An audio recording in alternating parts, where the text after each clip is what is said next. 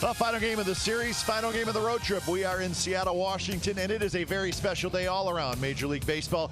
Jackie Robinson Day. It was 71 years ago today that he broke the color barrier. So we'll have a lot of fun with that today. And we'll see if Sean Manaea and the Athletics can get a win in this series. It's the Oakland A's and the Seattle Mariners coming up on NBC Sports California, powered by Xfinity.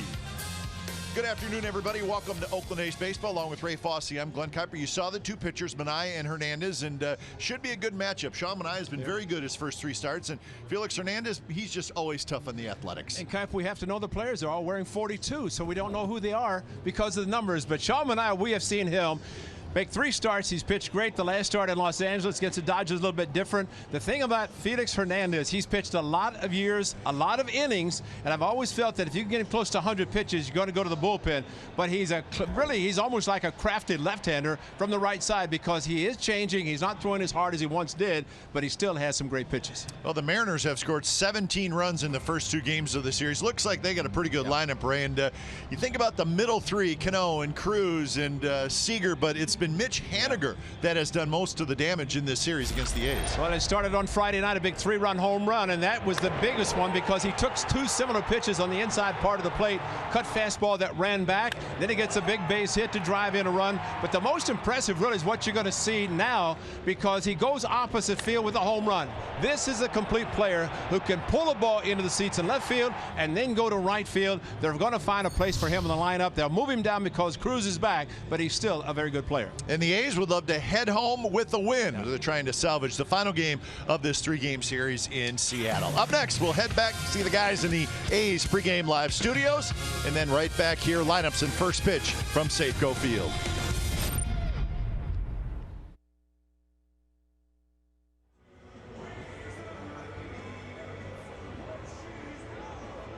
How you doing? 2, 3, 4.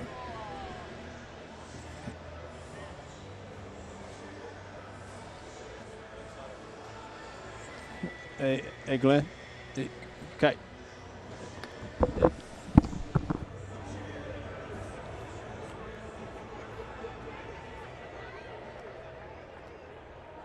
Three, 4, 1, 2, 3, 4, 1, 2, 3, 4, 1, 2, 3, 4. Here. 1, 2, 3, 4. Good. Ray, sounds good. Okay. A's Baseball on NBC Sports Thank California. It's brought to you by Toyota.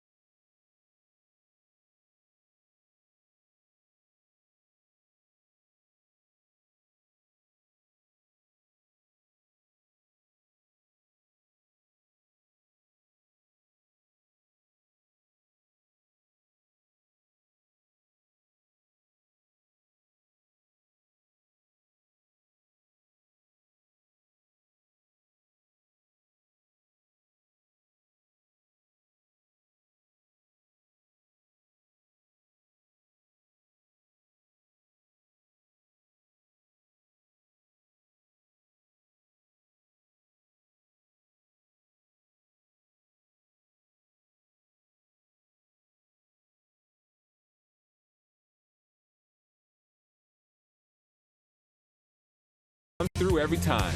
See your local Toyota dealer today. Toyota, let's go places.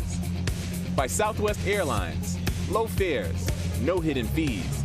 That's transparency. And by Jack in the Box.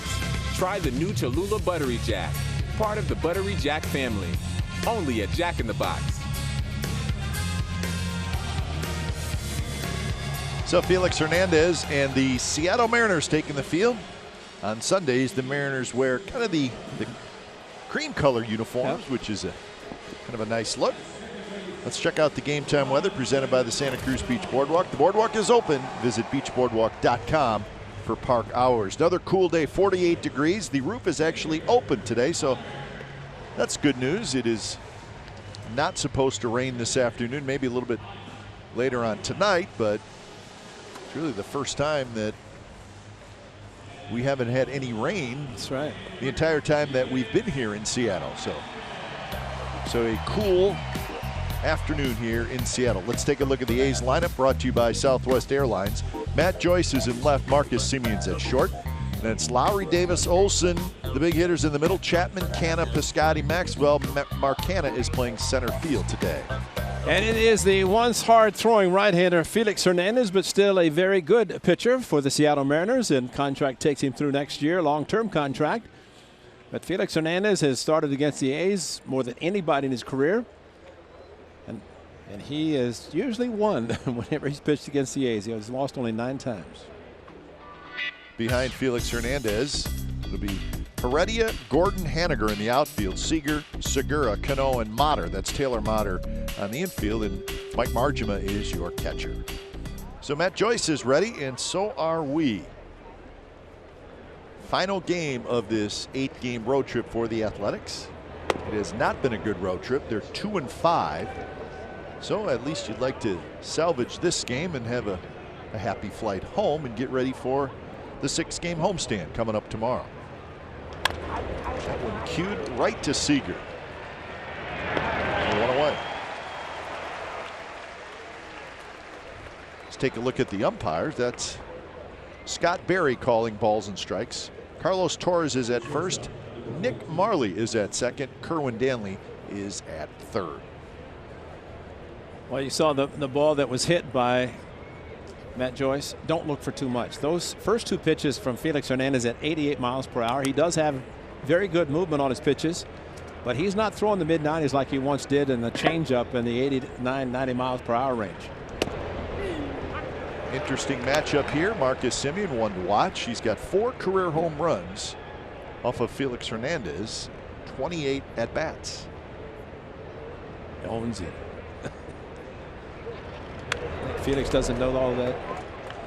He knows exactly what Marcus Simeon has done against him. 2015, he had 2-in-1 game. I mean, he's just done a very good job against him. And that's what they will do with 2 strikes. The King's Court. And that one runs inside. This was the last one. It was in 17 last year on September the 25th. But you know, the home runs that Marcus has hit against him, the A's unfortunately have not won many, if any, of the games. 2 that he hit on Mother's Day. The A's lost. But Felix knows how to pitch, and I think of all pitchers, and talking to Jonathan Lucroy this morning about Francisco Rodriguez, and he said he knew he lost his 97, 98-mile fastball, and he had to make some changes, went to kind of a split change. Well, Felix Hernandez is using a lot of different types of pitches and not relying on a 4-seam or the 2-seam fastball.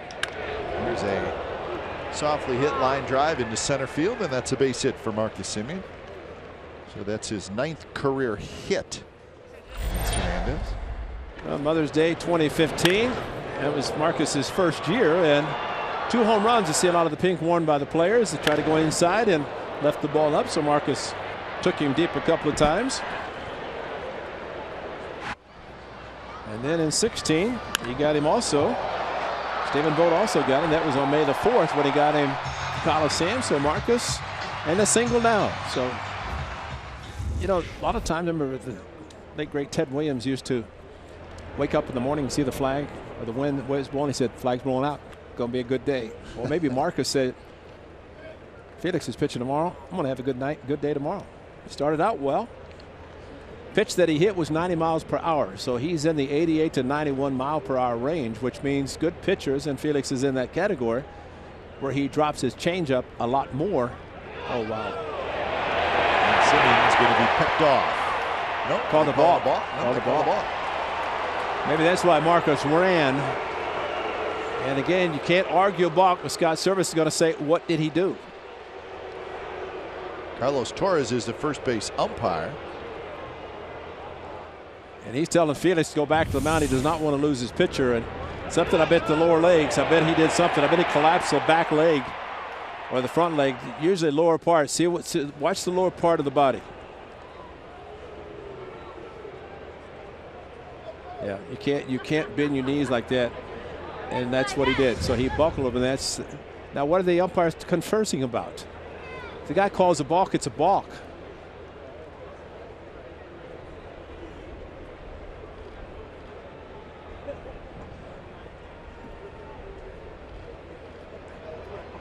And it was called by Carlos Torres, the first base umpire. Yeah, because he put his hands up as Marcus took off.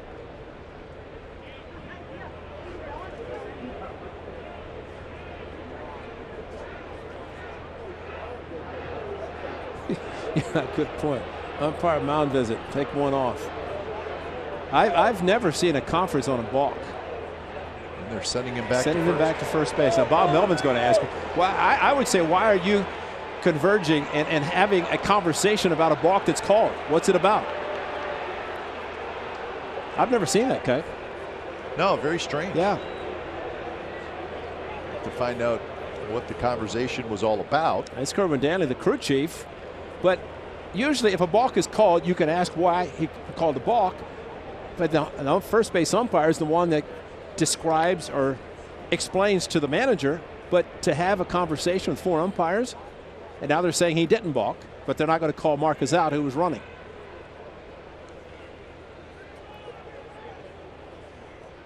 Wow. So now Bob Melvin's getting a full explanation. Scott Service has got an explanation. Well, he got his wish. He probably was asking for the out. Because if they take away the balk and Marcus was running, how can they allow him to go back to first? Wow. So if we hear what it was all about, we will certainly pass it on, but we're just a little unsure right now. Hey, this has been a strange series, hasn't it? Yep. No play. No play. So Lowry waiting to see his first pitch. And it's a little high. Lowry 339. So these are the basic balk rules from set position. The pitcher, after his stretch, must hold the ball in both hands in front of his body and come to a complete stop. Right. Now there's a little bit more to that. With runners on base, umpires should watch this closely and immediately call a balk if a complete stop is not made. So I don't know if the complete stop came into play. You can't really do anything, buckle your knees at all. Yeah, look at the knees though. If you buckle, it's like you're going. So there's something in the lower part that was called a balk because he came to a set and he paused, which you have to do. 2-0 the count to Lowry. And now 3-0. Last night we get an out at the plate and a challenge, an overturn of a ball down the left field line. Turns out to be a ground rule double, then turns out to be a 2-run single and a 3-run inning. Chris Davis waits in the on-deck circle. And that one's hit high to right field. Haniger turns around, and that baby's gone. On a 3-0 pitch, Jed Lowry with a 2-run homer.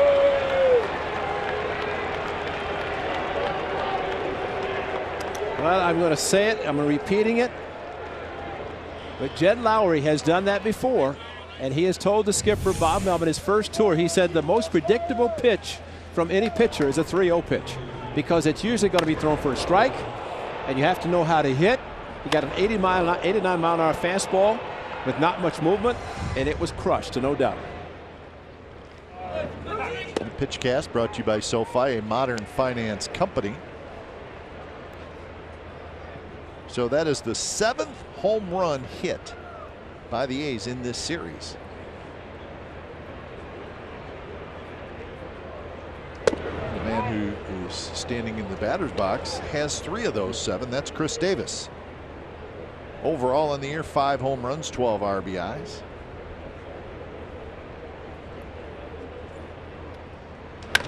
That one is driven to center. Gordon going back, and Gordon makes the catch in deep left center field.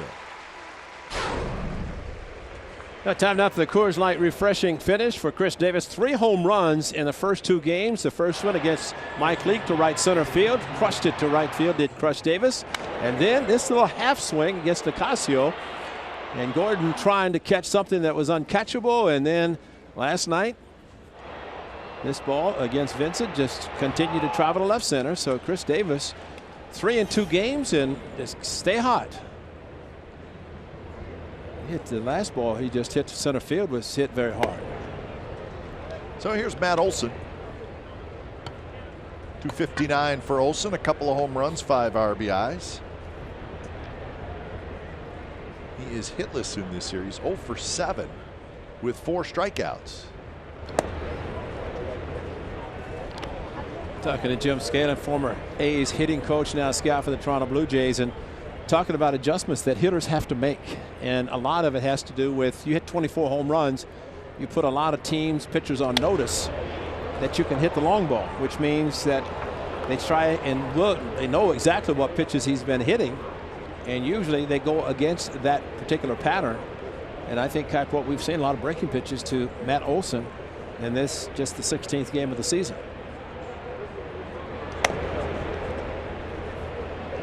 And I think you have to keep in mind 24 home runs in 59 games. That's probably not a pace that Matt Olson was going to keep up the whole year. Although first at bat in spring training hits a home run, everybody said, well, it's just going to keep it going. But it is hard. Driven. Yeah. Center. Gordon makes the catch, goes into a slide, side retired. Lowry gets the A's going here in the very first inning. A 2-run homer, his 4th home run of the year. Half inning in the books from Safeco. A's with a 2-0 lead.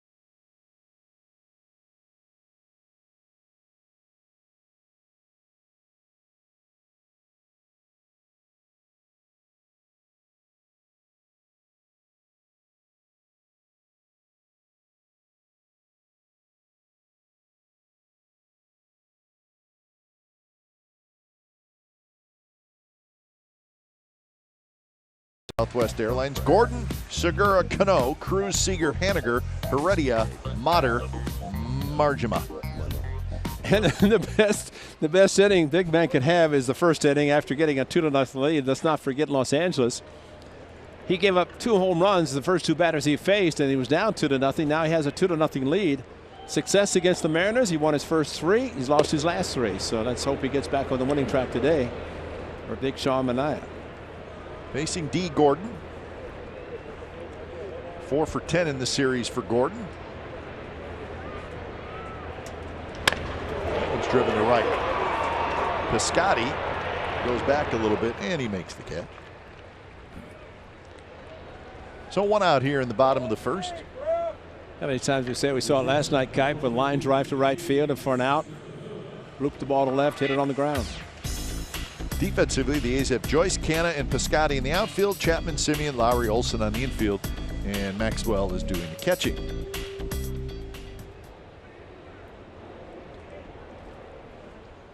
Yeah, for the most part, if D. Gordon wants to do that right there, I think teams would be fine with that. Once in a while, he'll jump on one a little bit, but.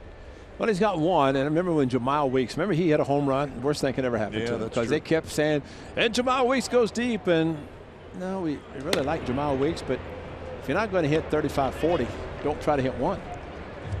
And it looked like he started to try to hit home runs. Now, the one guy who didn't hit a lot was your brother, and he didn't really become or try to become a huge home run hitter. He never tried. No, but it just so happened, and you got the one in that column, and you know, that's it. But, you know, you have to be smart enough to know what you're capable of doing.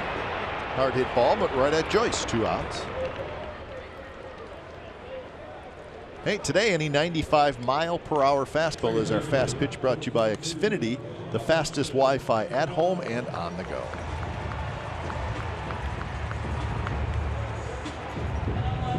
So 2 away. Here's Robinson Cano. Sean Manaea with the pant legs down. That's interesting, Cap, because some guys will take the pant legs and put it underneath the back cleat to hold them down. Let's hope he doesn't trip and fall. That would not be good. No, but yeah, I mean that's way down to where, I mean, there's something kind of holding the pant legs down in the back of the heel. First pitch to Robinson Cano, touch outside. Wow. That's a good look. Yes, it is. Robinson Cano, the first name, of course, Robinson. He was named after Jackie Robinson. That is a good looking pair of shoes.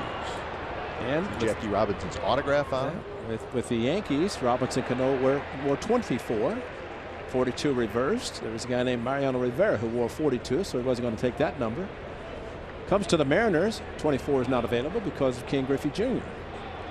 22 works well for him, but special day, I'm sure, for Robinson Cano, as his shoes indicate. Takes inside and count 2-1. Cano is 2 for 5 in this series. He has walked 4 times and he has scored a couple of runs. 2 for 17 in his career against Sean Manaea.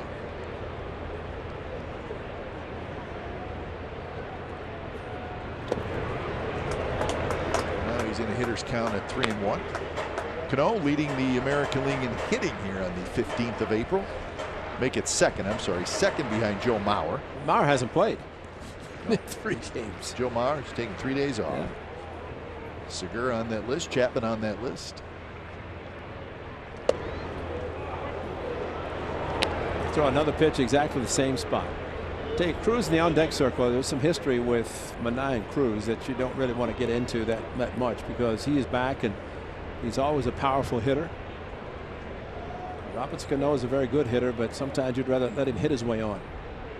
And he takes the walk. So that's the 5th walk for Cano in this series.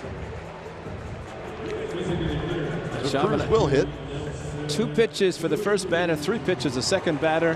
Got a chance to have a quick inning. Put a 0 up and a walk to Robinson Cano, and here comes the big man. Well, Ray, quick innings for A's pitchers in this series? No. Not happening. No. You know, and how many times have we talked already this young season about you get 2 outs quickly, get the 3rd out, get back in the dugout, and you'd almost, again, Sean Manaea has had a lot of success this year because he is not throwing a lot of pitches per batter.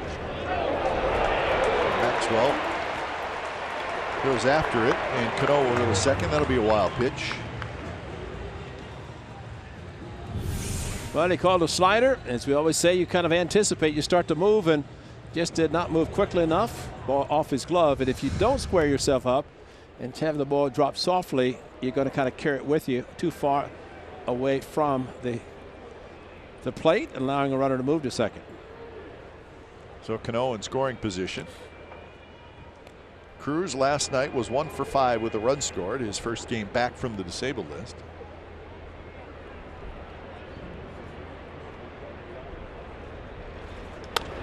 that one foul.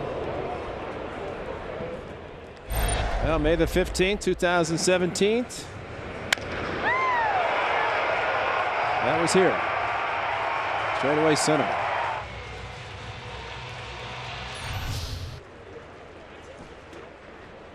So 6 for 13. The 2 home runs, also 5 walks.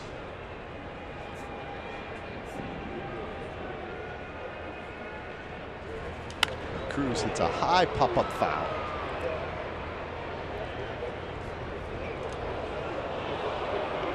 Well, MV. How about that? Early mound visit.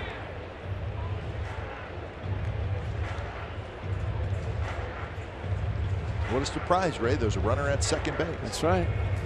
You know, if you take a mound visit, you might as well just have a sandwich or something. Take your time, you know. Well, it's going to count for one regardless. See if you can cover a couple things that could help you later on in the game. Yeah, this is in lieu of a trip in the 3rd inning. Oh, it's sad that we even have to discuss it. Because that's a normal time. I mean, yeah, he just, home plate umpire just put one finger up, pointed up here in the dugout. We all know. And that one off Maxwell. And he just missed that one. Now, was that a cross-up? Who knows? But he just missed it. And fires the ball into the Mariners dugout, so he's not happy. Well, he wanted a high fastball, and again, you look for it and hit it on the heel or the side of the catcher's mitt, and essentially, again, you ask for a certain pitch, you anticipate the pitch, and so that was not a cross-up. That's no. He wanted a high fastball, and he got it, and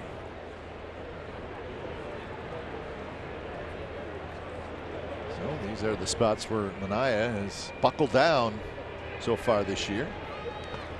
And that one in the dirt, and now it's 3-2. Well, this is the time you definitely want to block a ball. You get a walk, a wild pitch, a pass ball, and a runner stands at third with a very tough hitter.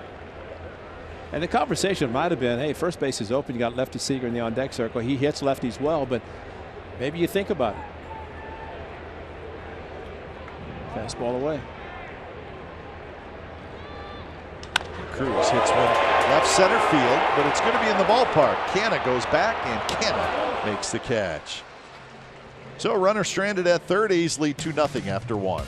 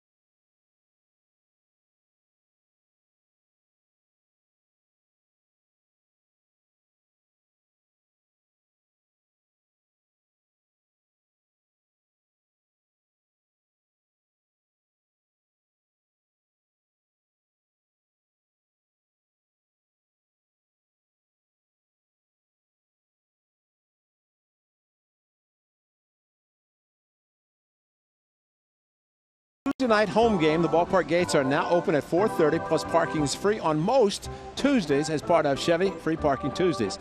Come to the ballpark early to enjoy BP and make a lasting memory. And let us not forget, free parking Tuesday the 17th, the big game, the gift to the city of Oakland, and it's going to be a fun night. Wait, so parking's free? Parking's free, the game's free. Tickets are free? That's right.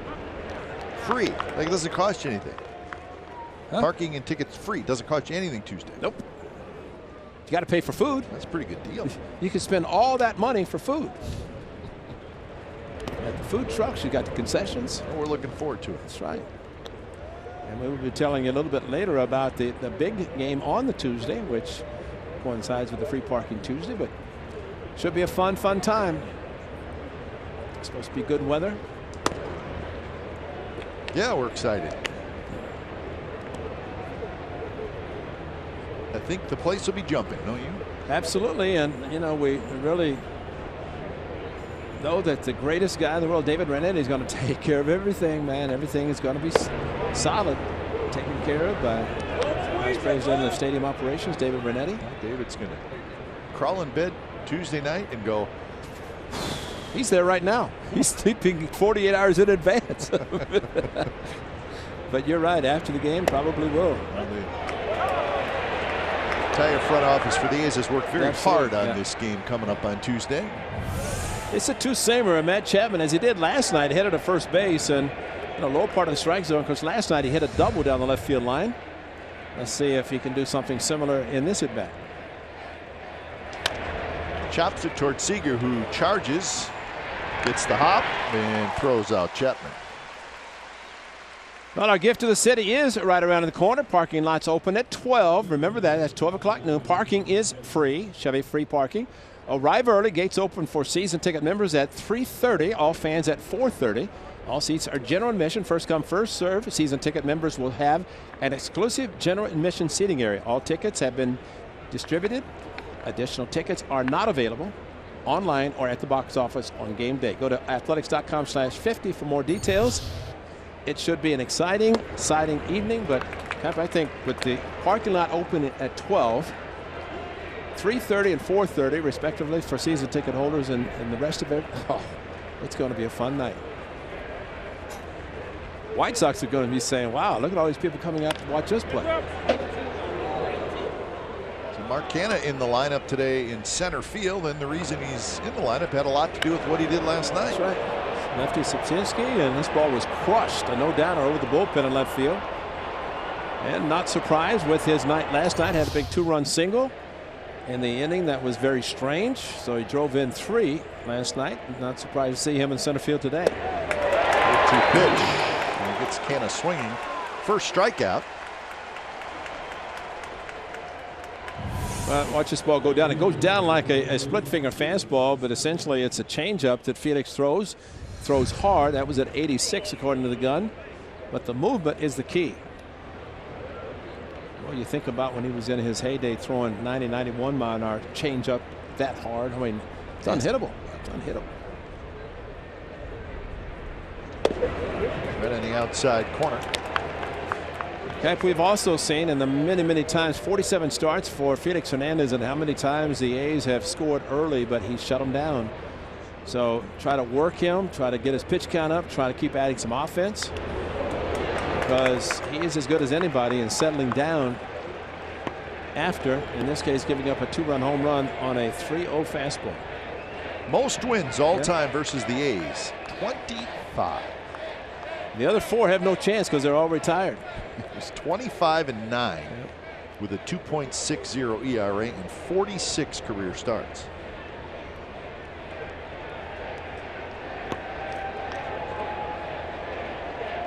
It's hard to find a series between the A's and the Mariners where he does not start a game. Cap, there have been times too, and a few years ago he said, or the manager said, I'm not going to pitch in Texas because you're going to Oakland.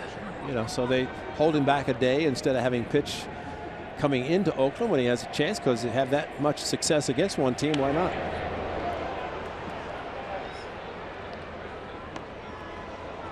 One and 2 the count to Stephen Piscotty. Hernandez now 32 years old. As Ray mentioned earlier, his long-term contract runs through next year.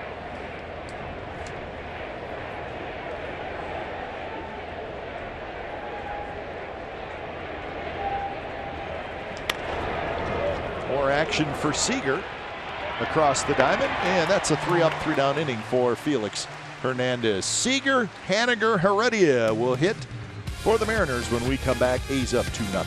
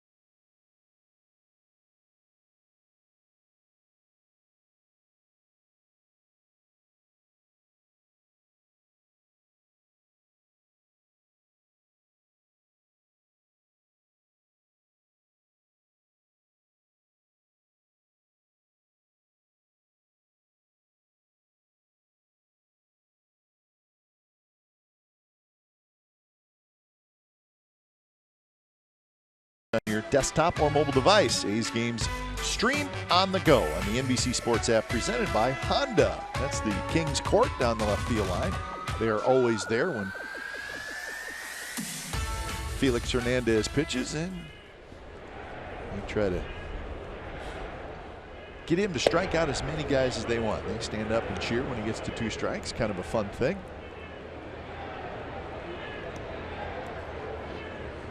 Well, I tell you, it was the last out of the last inning with Nelson Cruz. It's a shift for Kyle Seager to the right side against Sean Manaea. You pitch him outside, he'll go to left field though. But I tell you, Cruz just missed it. You can see him maybe a little bit later. Fastball is supposed to be away to Nelson Cruz. He ended up inside. He hit the ball left center field. You make a mistake, he is very deadly. So maybe the A's catching him at the right time. He just activated last night off the DL. 0-2 to Seager. Seager in this series is 6 for 8 with 2 doubles, a homer, 2 RBIs, and 3 runs scored. So he's off to a good start. It's only April 15th, which bodes well for the Mariners and Kyle Seager, but they have a very good lineup. Well, we've certainly seen it in this series. 17 runs and 28 hits for the Mariners in this series. Former teammate Emilio Pagan, fastball, home run last night by Kyle Seager, and no doubter.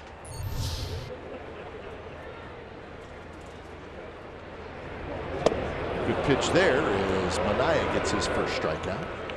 Keipe threw it hard, and that's the key, lefty on lefty. And but always remember that Joey Gallo home run last year, 3-run shot in Texas. This is thrown hard, and you want the hitter to commit, not be able to adjust right there with it leaving it inner part of the plate. He threw it hard, he threw it outside, and got Kyle Seager to commit on a pitch that really had no chance to hit.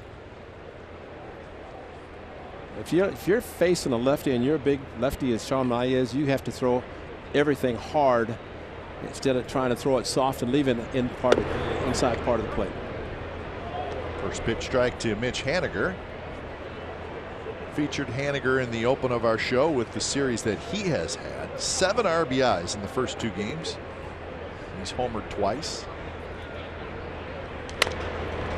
Taps this one to Marcus Semien. A little juggle. And he's got to quickly get it over to first in time. His momentum, he charged the ball, which was hit towards the end of the bat. But by charging, when he bobbled it, he just kept going, picked it up, and continued, and made a strong throw to first base. Nice stretch by number 42. Oh, number 42. Jackie Robinson Day. Right. It's been going on a while now where everybody wears the number 42 today, all around Major League Baseball. Except a lot of those up on the scoreboard, it says P for postponed. That's P's today. Thought yesterday was bad. It's worse today.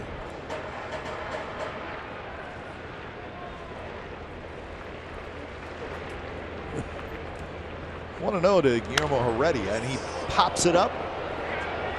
Matt Olson says, I got it. And he does. Good inning for Manaea. We're through 2 here in Seattle. The A's with an early 2-0 lead.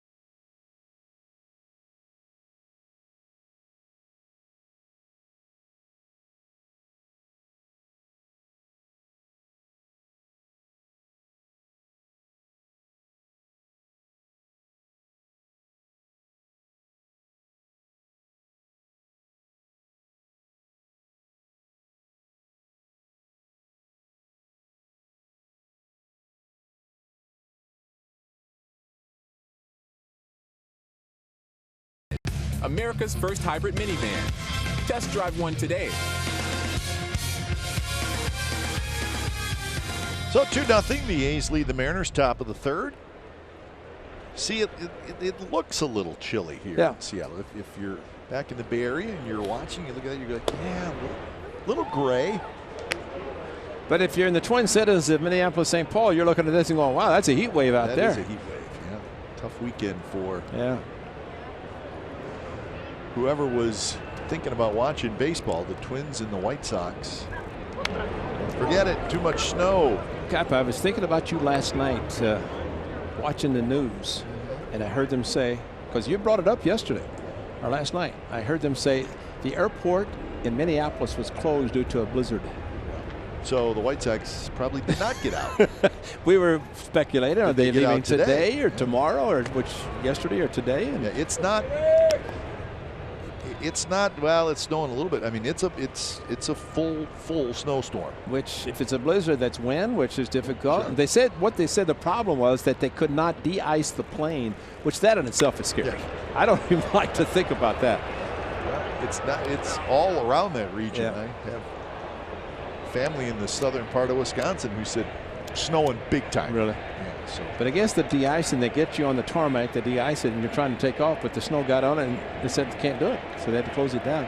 Thankfully, I see them de-icing. I didn't want to be on the plane in the first place. 2-2. Pitch to Maxwell. Strike 3 call. Maxwell gets caught looking, one away. Well, that's a fastball. The two-seamer inside. He does have movement, and the thing about Felix, watch this ball go inside. He buckles the knees, and then here it comes back over the inside corner.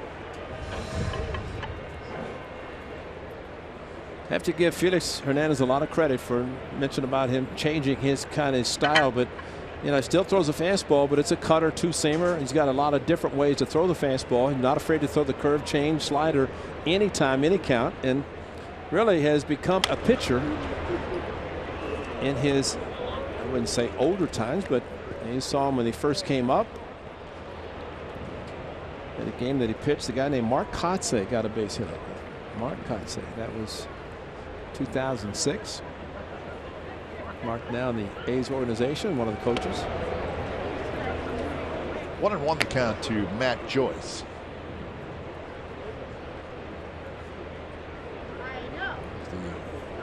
Full shift. Nasty pitch there. 1-2. That's the movement, and that's something that he has created. He did it before, but now because his velocity is there, watch this ball go down, straight down at 83. That'll be his hard changeup. Joyce skies one toward the upper deck. But there's the fastball velocity dip. So it has gone down 3 miles per hour since 2014. So remember, he made his major league debut in 2005, and at that point he was running it up there at 96, 97. So tell you what, he can't get that pitch. If he does, he's going to be unhittable. Ball darting, maybe caught the corner. But Matt Joyce thinking about it, and then rung up. Couldn't believe it. So 3 strikeouts for Felix Hernandez.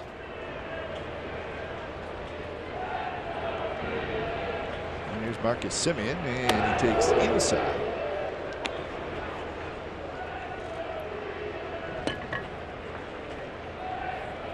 Single to center, and then Semien scored on the Lowry home run. Felix Hernandez is, like I said, still 32 years old, so he's really got some years left. 162 and 115 career record, so a very, very good record there. He's never pitched in the postseason, and I would think that is something he would desperately want to do, especially for the organization, which he has been with since he was a very, very young man. Perfect game against the White Sox in 2012. He was 19 years old when he made his major league debut in 2005. But he's got, I know we've heard him talk a lot about how much he loves it here in Seattle, and He's very loyal to the Mariners organization, and they compensate him extremely well. Well, they signed a 7-year, $175 million, and actually cried at the press conference, and more so about wanting to stay in Seattle versus the money that he was given, which was a very good price. So he wanted that one. Because he doesn't want to throw the middle of the plate. No pitcher wants to. And if you're not effective, you want to go the two-seamer coming back door. He thought he got it off the plate. Sketcher brought the ball back into the strike zone. This one tapped up the third base line and foul.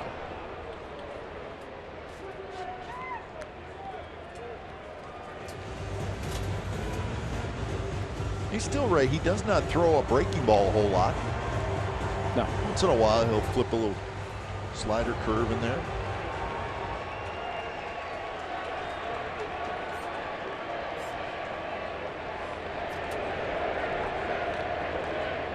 Another 3-2 pitch. Here it comes. Got him swinging. Felix Hernandez strikes out the side. He's got 4 through the first 3 innings. Bottom of the third coming up. The A's with a 2-0 lead.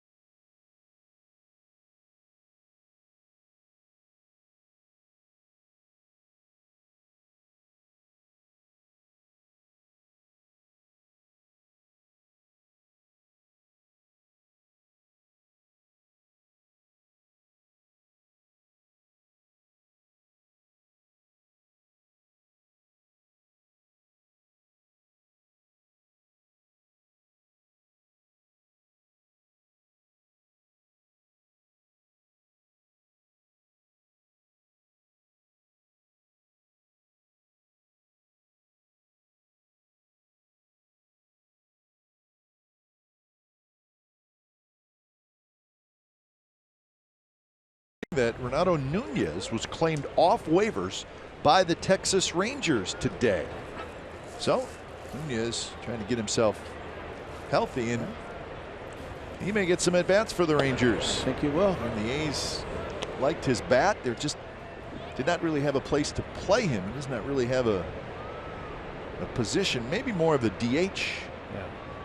And there just was not a spot for him here with the Athletics. I think if there was, he would be here. Yeah, Cap, I wonder, he played well, actually stole a couple of bases in the early part of spring training, rounding third, hamstring injury, and spent most of the spring training just trying to come back from the hamstring injury. But he started the season on the DL, and then when activated, trying to get him to go, or try to sneak him through basically to AAA, and give the Rangers credit because I think they claimed a pretty good player.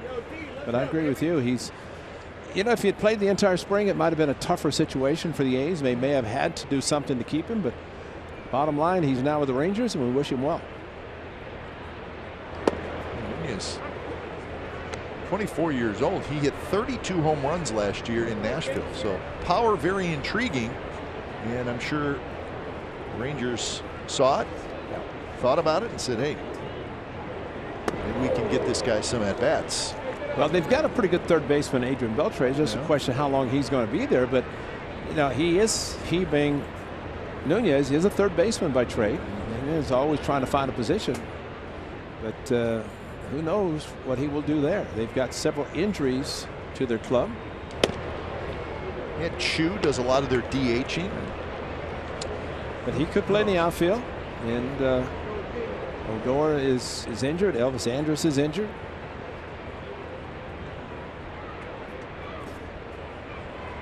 2-1 the count to Marjima. 2-2 now. Changeup by Manai.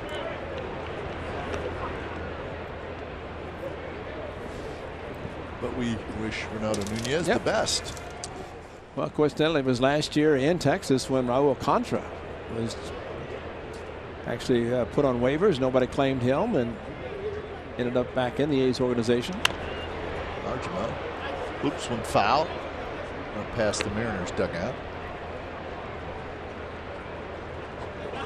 Well, Sean Manai has to be very happy to have a 2 spot on the board thanks to Jed Lowry's 3-0 fastball 2-run home run. But now he knows that King Felix has settled down, and it could be one of those games you just try to outlast King Felix and try to do what he's done, especially the first 2 starts, and that is throw a minimal number of pitches and go deep in the game.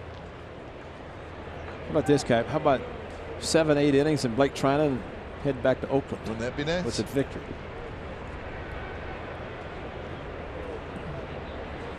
3-2 pitch, just missed. Right at the top of the strike zone. Scott Berry, the home plate umpire, did not like it. Well, there's your box and there's your strike. He's calling the lower strike, but maybe he just does not like anything above the waist. I think that's probably a strike. I agree. What I'd say, Kipe, and we've talked about this, too close to take. You know, you're going to be upset if it's called a strike. Well, if you swing at it, don't have to worry about it. So D. Gordon back to the top of the order. He hit a fly ball to right field in the first. Gordon bunts, then pulls the bat back. Chapman came in a couple steps. Now he goes back to even with the bag.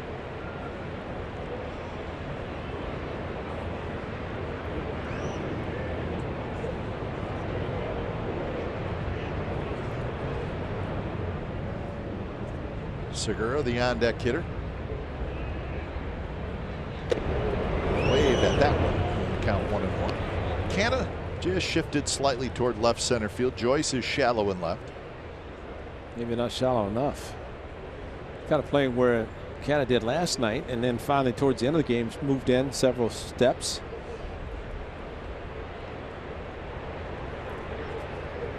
Let's go, baby. Gordon with that very wide open stance, but he closes it up. And he bunts it, and it just triples foul. Pretty good bunt though by Gordon. I guess if you're going to bunt it, Ray, you'd rather miss bunted so it goes foul than miss bunted so it goes closer to the pitcher. Right, and you know, we may see the next time we come in, we may see the head groundskeeper put the grass right next to the line, because that ball got on the dirt and it rolled foul. Just imagine if it'd been on the grass, it dies in with his speed. So that's where the head groundskeeper, home groundskeeper, see just maybe what, 6 inches of dirt. He bunts a lot. Yes, he does, and you see stadiums where you have guys who do bunt. Joyce hustling over, but it'll be into the seats down the left field line. Remember, Boston, Fenway Park, for many years seemed like it was about 10 feet of dirt because they didn't have anybody to bunt. And you'd roll the ball down, and if they did, the ball always stayed fair. But some stadiums, and I think it's Baltimore, has it right next to the foul line. The grass grows is right there. And there's just enough dirt that one that was bunted nicely did hit the dirt and went foul. That one rolled foul.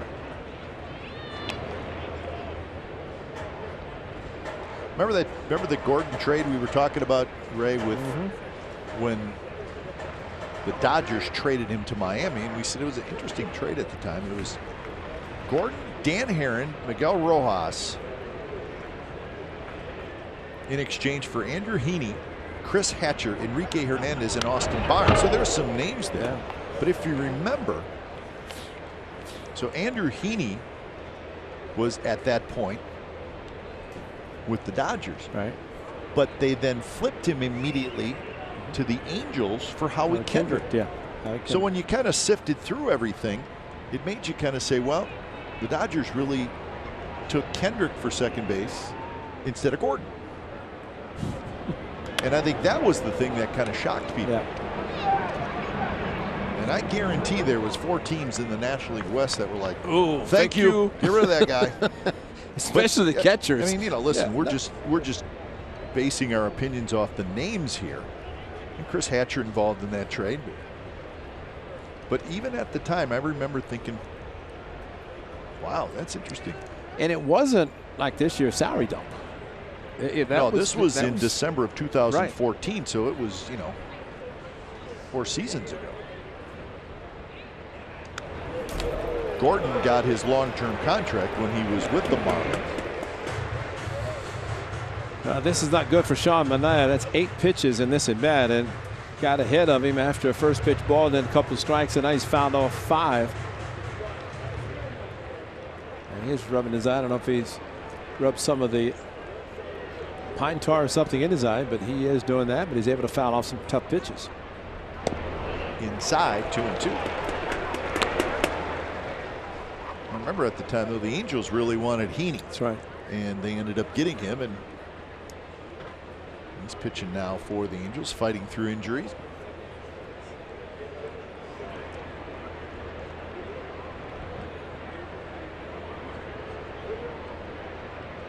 Gordon waits. And he waves at that pitch. The bat rolls toward the mound. Thank you. So Gordon chased a very bad ball. Second strikeout for Manaea. It took 10 pitches to get it, and should have been 11 from Gordon's standpoint, but he committed way too soon and threw his bat, and fortunately Bruce Maxwell able to block this one. That was way outside.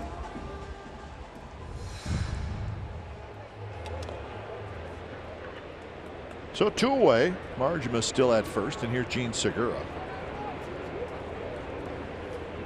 Let's go, Gene. Let's go, baby. Segura hit a fly ball to left field, his first at bat. He's not messing around. He's ready to swing.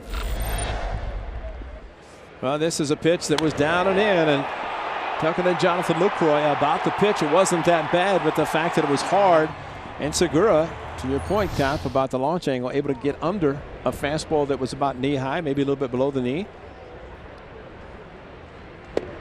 Inside corner, good pitch. 0-2.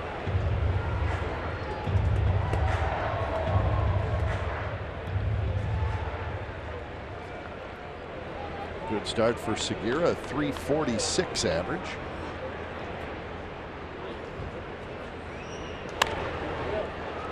Olsen will take a look at it. Well into the seats. First 2 innings, and most of Sean Manaea's innings pitched so far this season, and it is young. And just his 4th start, he's pitched 20 2/3 innings before today. But there's not been a lot of pitches thrown with 2 strikes where the hitters have fouled them, which increases the pitch count. Here's one here with Segura 0-2. Gordon had 5 with 2 strikes that he fouled. And those are just added pitches. Yeah. Strike 3 called. So a couple of strikeouts for Sean Manaea here in the 3rd. So on to the 4th from Seattle. The A's 2 and the Mariners nothing.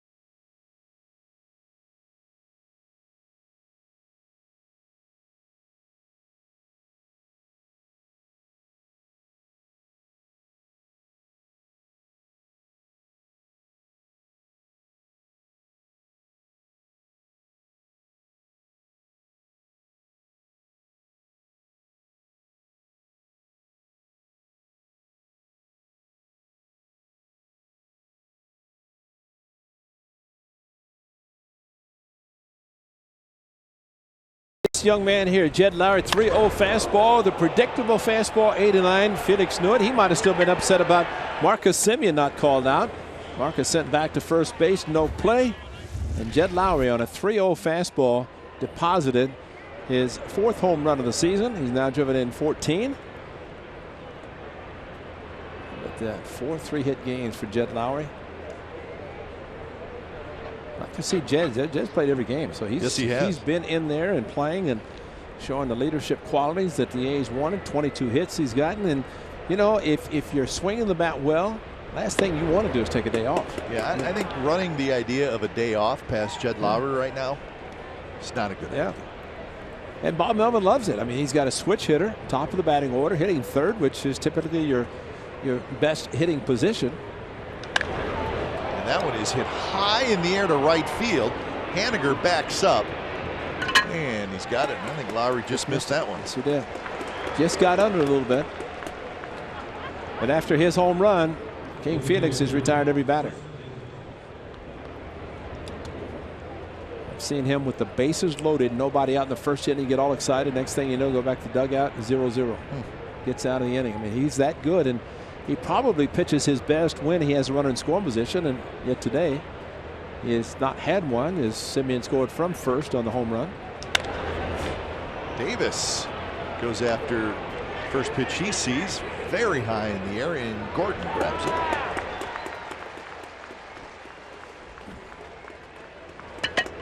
So plenty of offense on this trip. That has not been the problem. 6.5 runs per game, 17 home runs, but the only thing that really matters is the record down at the bottom. Yeah. And it's 2-5. Pitching has taken a little bit of a beating, and the bullpen's been used too much.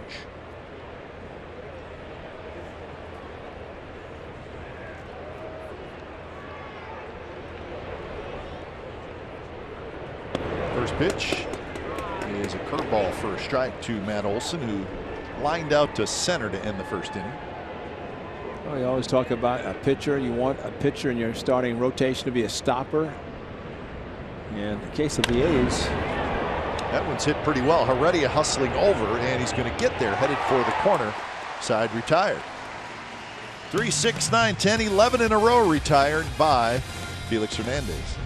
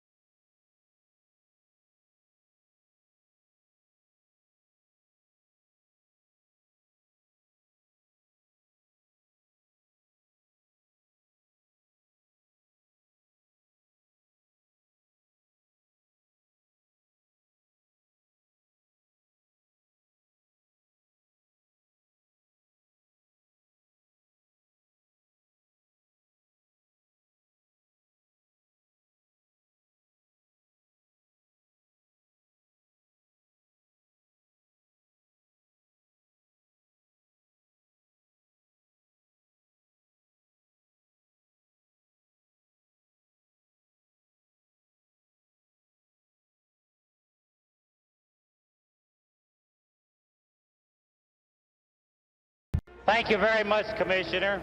I'm extremely proud and pleased to be here this afternoon, but must admit I'm going to be tremendously more pleased and more proud when I look at that third base coaching line one day and see a black face managing in baseball. Thank you very much.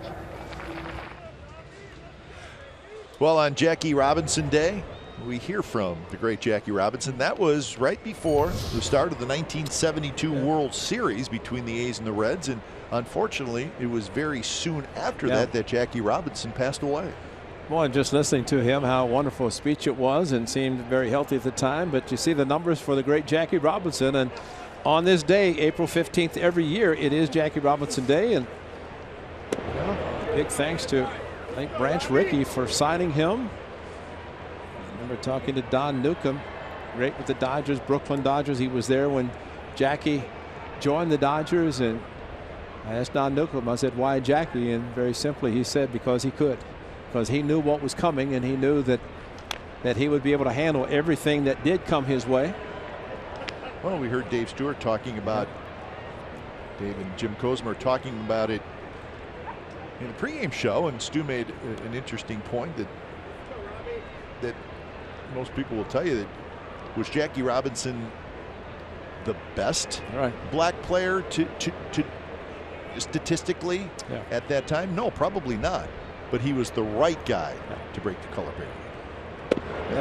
There was players that were probably definitely as good or better than him. Just look on his own team. Roy Campanella was there. But I remember Nuke saying that Branch Rickey had said, you know, Jackie, if somebody slaps you on the right cheek, what are you going to do? He said, turn the left. And Nuke said, there's nobody in the world could say that Jackie Robinson was going to let somebody slap both sides. But I'd heard also that there was like a 3-year agreement that nothing would transpire, you know, with everything that could and would be happening, did happen during that time. But what a story, and celebrating here this 71 years later. Lowry scoops it up, flips to first, and Cano is retired. Well, he played with the Fire. There's no question about that. Great look at him at speed. Field. How about that? Now you see the soft cap. They're wearing a Scully on the inside, but that was the speed, number 42. And again, the movie 42, very, very well done. Great Pee Wee Reese is an infielder, went over and put his arm around him, and man from the South putting his arm around, and Vin Scully's call of Hank Aaron's home run probably said it all about what happened in the South. That's Nelson Cruz, who popped it up in the shallow left. And it's going to be Simeon who grabs it. Jackie Robinson went to UCLA, where he was a great track and field star, great football player. Served his country.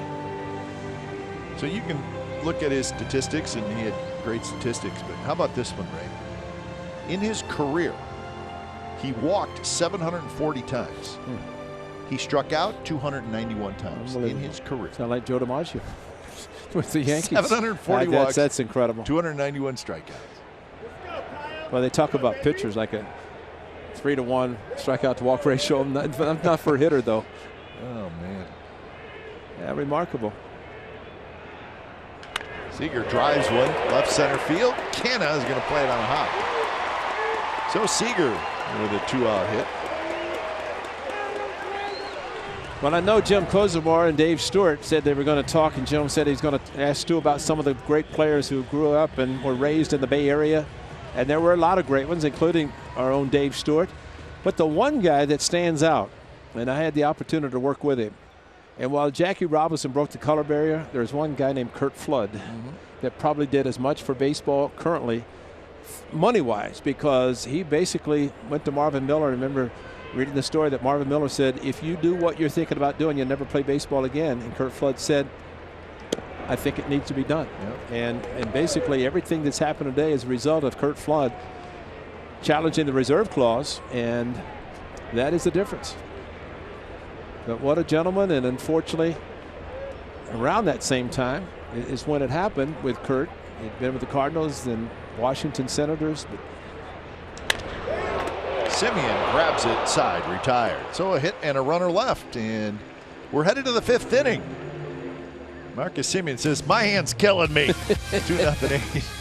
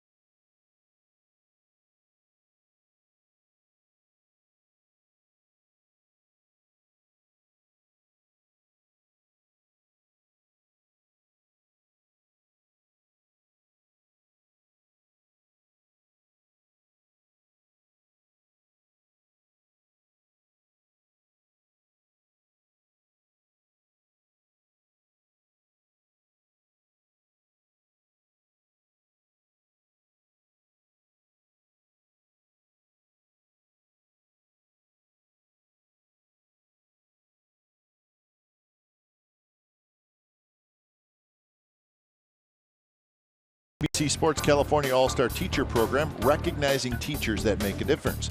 Visit NBCSportsCalifornia.com and vote. The winner receives $20,000 for his or her school.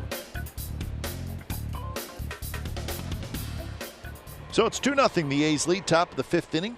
Lowry a 2-run homer in the first. Both pitchers have been good. In fact, it's closing. That's right. What does that tell you? Tommy, I'm glad you had that shot because it's so quiet. You never know until all of a sudden it gets dark. And that's because the roof is closing. They must be expecting rain. And you know what? Maybe Felix Hernandez said, let's open the roof today. It's a nice day. At least start the game. One thing the 5th inning did, if you see the roof closing, the pace of game was increased dramatically because both pitchers combined through just 14 pitches. Beautiful thing, isn't it? 5 and 9. And that included a Seager hit.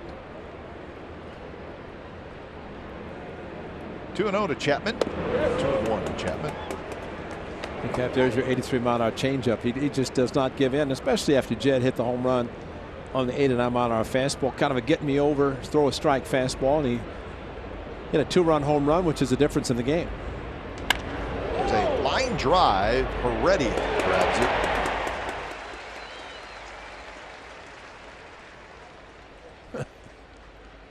So that's out number 1. Okay, swing, line drive, boom. Statcast, 107.9, and he's feeling. Ow, ow. Yeah. Take one for the team on your left hand.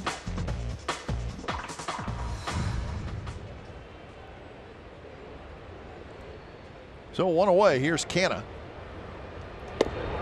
And ready to finish up the Jackie Robinson conversation.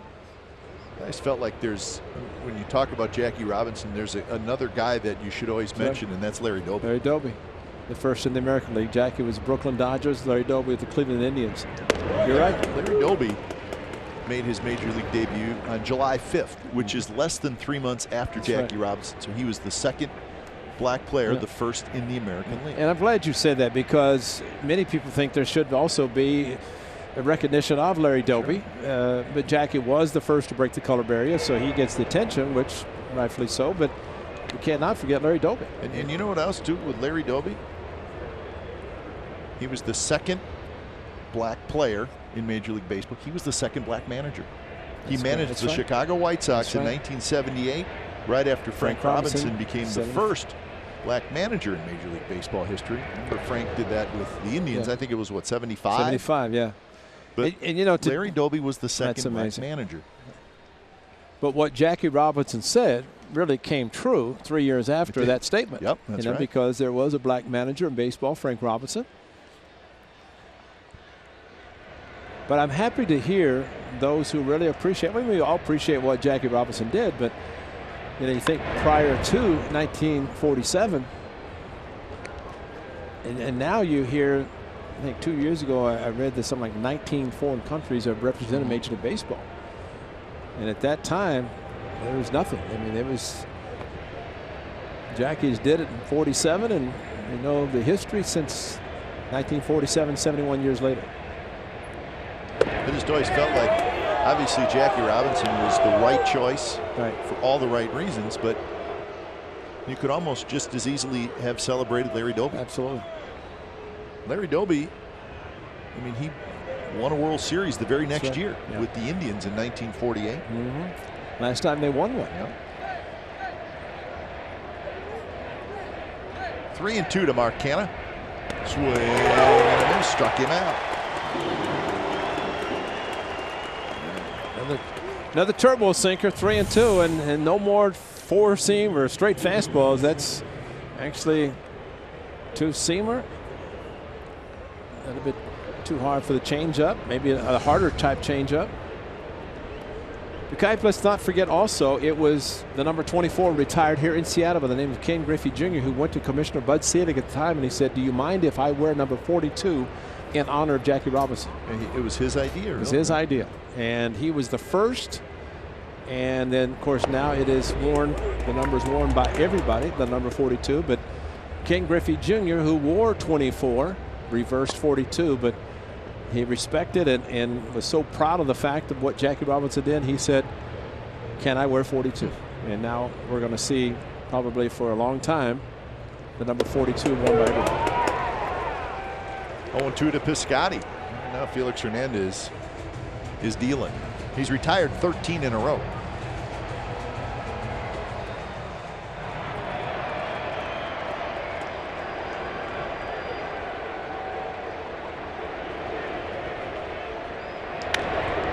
Roll just foul in between Seager and Matt Williams.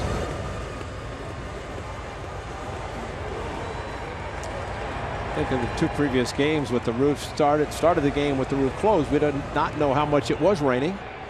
Found out later that it was pouring, but it must be coming in because they are closing it. The roof's going to close. The lights will definitely have to take effect very quickly.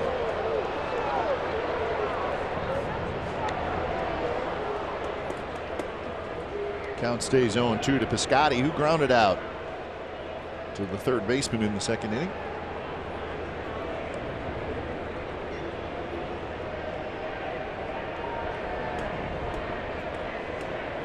And the lights have come on as the roof is closed, and that hits Piscotty. Just floated inside. Same quick pitching. He quick pitched and really didn't finish his delivery, and with an 0-2 pitch hit Piscotty, but King Felix, instead of taking his normal time, went to the quick windup, and Piscotty couldn't get out of the way of it and took it off the left leg. Watch this, see, goes there, and then, yeah, here we go, little doopsie-doo, and cost him. First base runner since the home run.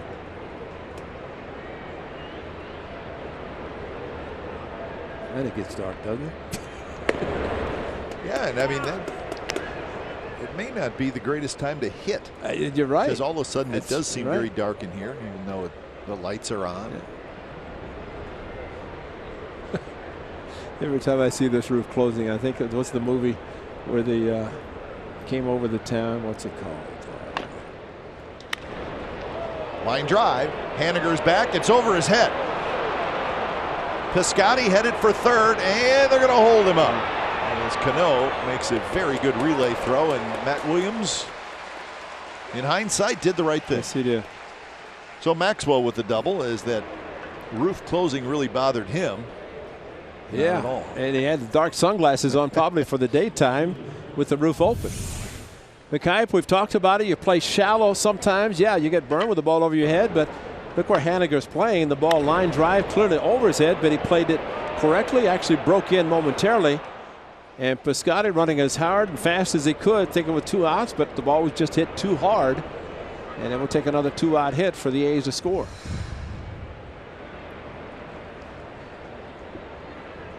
See if they can get one from Matt Joyce, who has grounded out and struck out. So Joyce 1 for 7 in the series, and the pitch is down and in. A shift for Joyce. Segura, the shortstop, playing right behind second base. Did a big play last night with Matt Joyce pinch hitting first pitch, and with Bradford in the game, the 4-6-3 double play that was reviewed, challenged, and overturned. That was big because that could have tied the game for the A's. Who knows what would have happened afterwards. And Hernandez reaches out and grabs that one, flips to first, side, retired.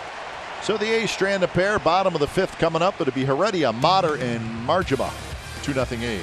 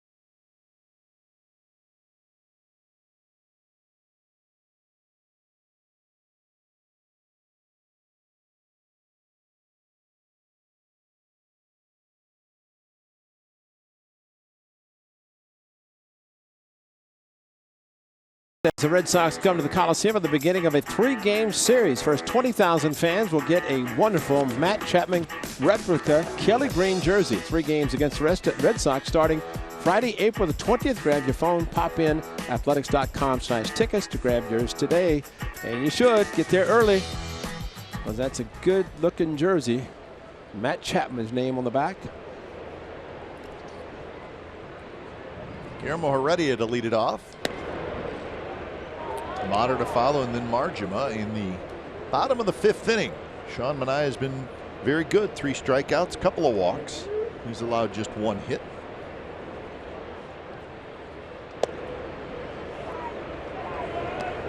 Manaea trying to continue his very good start. In his first 3 starts, he's gone 7 2/3 innings, 8 innings, and 5 innings.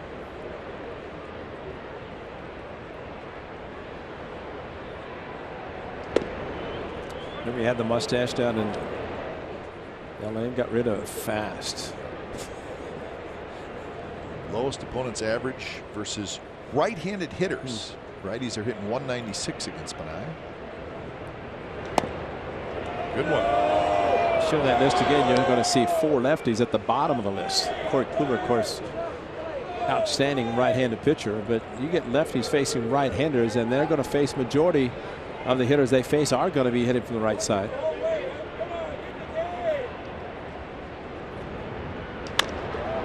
Slowly hit. Heredia can run, and quick throw to first by Simeon, 1 away. Yeah, okay. Matt Chapman was talking to our good friend Scott Brocious, now coaching third base for the Mariners, and from McMinnville, Oregon.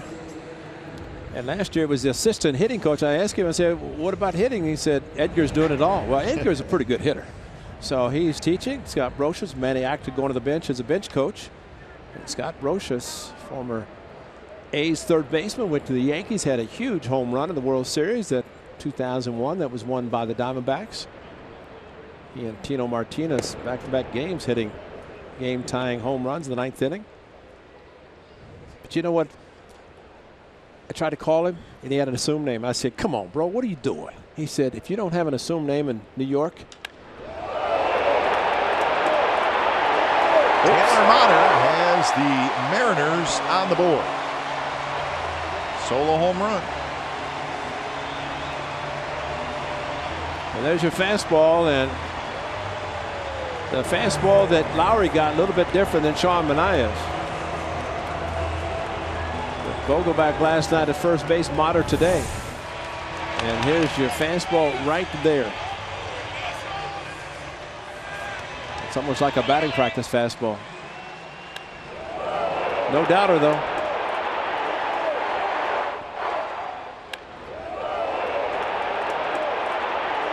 Now, each team has now hit 7 home runs in this series. What we're seeing, though, is some of the hitters between the Dodgers and here entering the games, they've had 0 home runs, and now all of a sudden they've got 1. First home run and first RBI for Taylor Mater.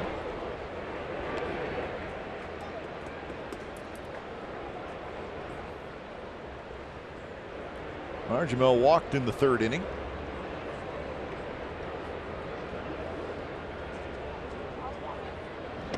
Misses inside. That's the 4th home run that Sean Manaea has allowed this year in 24 innings. 2 of those coming in the 1 game in his last start in Los Angeles. First 2 hitters that he faced. That one hit hard to Chapman. Nice play in the backhand.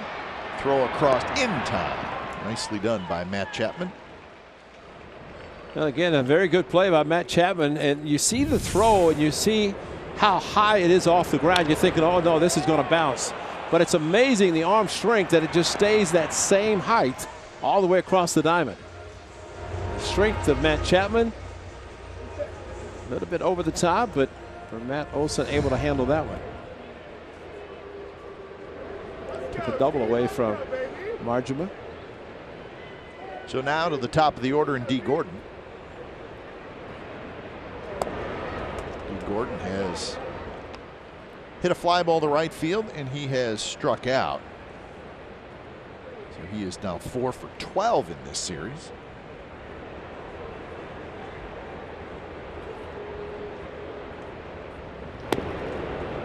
Pulls the bat back. The pitch is down and away.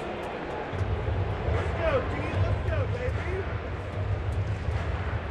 Let's go, G.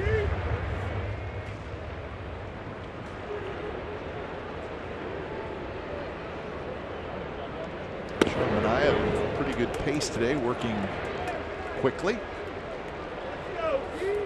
Let's go, baby. If you're a big movie buff, you look at Gordon. He kind of reminds you of Willie Mays Hayes and Yeah, a little bit. Major League. Got his pants pulled up. Pants pulled up and good speedster. Willie Mays Hayes was a great base stealer, obviously. He thought he was a really good hitter. He really wasn't. But as we talked about last night, this guy can get on base, and when he does, he can play havoc. And you know what? That's smart hitting on his part. Forcing Sean and I throw 3 strikes. So far, there's 2.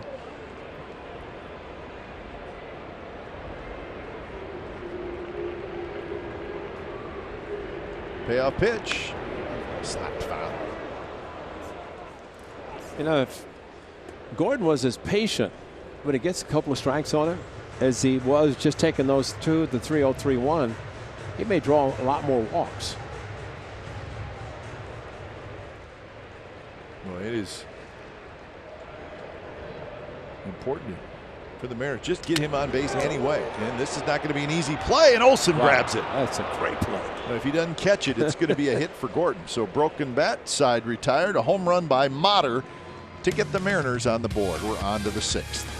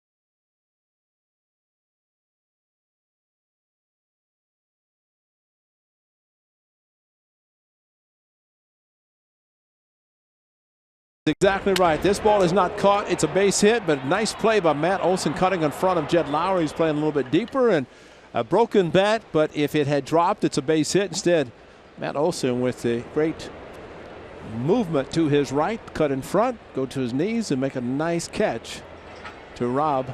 You don't think about a ball that barely hits the dirt, you're robbing somebody, but D. Gordon was robbed. Yep. So it'll be Simeon, Lowry, and Davis here in the top of the 6th inning.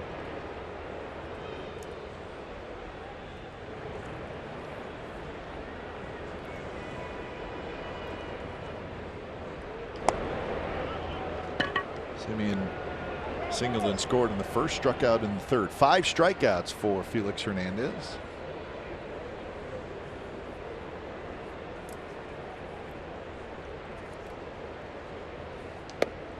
Pours that one in there, first strike. 87 miles an hour.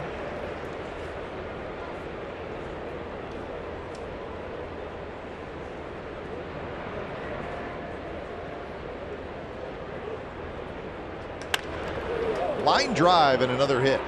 So Marcus Semien continues to swing the bat well against Felix Hernandez. And for Marcus, yes, the home runs that he's hit against King Felix, 4 of them, but he'll take these anytime. He's going to hit home runs, but he's been doing a very good job top of the batting order, getting on base, setting the table as he did in front of Jed Lowry. This one a base hit, and Lowry comes up again.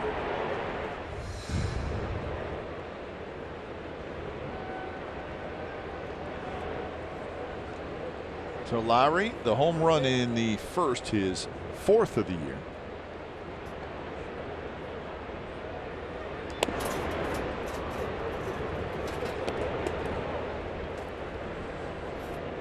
We've talked about the importance of adding on, and King Felix has settled down since the 2-run home run. Now it's a 1-run game. Saw a shift with Jed Lowry.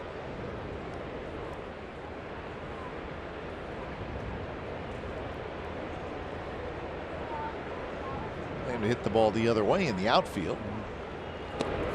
Swings and misses, so the count even 1-1. Best swing of the day so far is this on a 3-0 fastball, and Felix, you saw his reaction. He knew it was gone, and probably disappointed that he threw what essentially is a batting practice fastball. Actually a little bit harder than BP, but still, for these hitters, a straight fastball at 89 on 3-0 is a pretty good pitch to hit.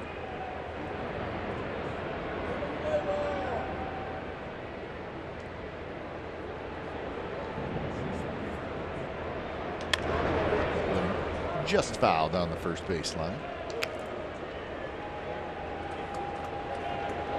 And these are the postponed games today, and there's a bunch. Yankees and the Tigers had the doubleheader postponed.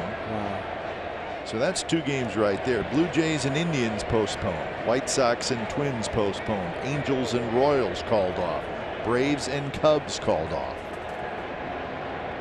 You know, Cap, there's only 1 game that you mentioned that's within the division. Yeah, everything else is outside, which means 1 trip. 6 total games. Wow. And for the Yankees to lose with Detroit, that's a doubleheader they lost. Yep. So that's 2. So that means those are going to, because they only make 1 trip to Detroit. They're in the Central. The Tigers are. Yankees in the East. So they were lucky that they played Friday night. And very cold on that night. Yeah, Lowry, he went around, says the home plate umpire, Scott Berry. Jed Lowry says, just ask.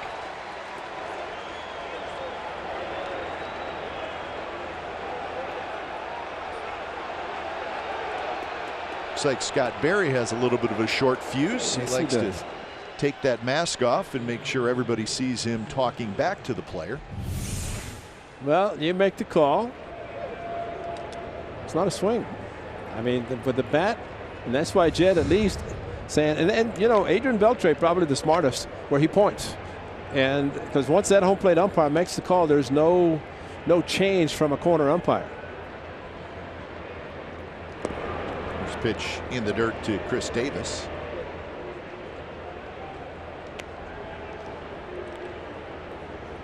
And unfortunately for the A's, Marginman blocked the ball that was called on the check swing that Semien couldn't advance to second. Blocked it enough.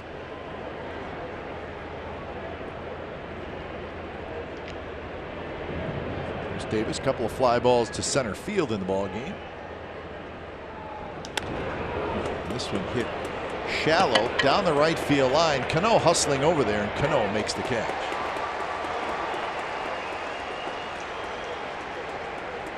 So a long run for Robinson Cano, and he had the best chance of catching this one. So 2 outs.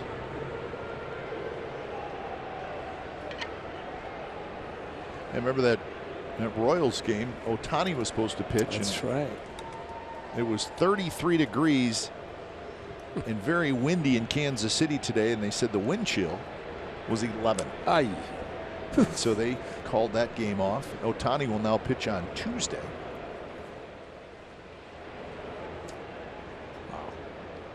Angels will be at home against the Boston Red Sox. So it really works out for that'll them. be quite a show. Yeah, that works out for the Angels fans. So Ohtani on Tuesday night at the Big A against Boston.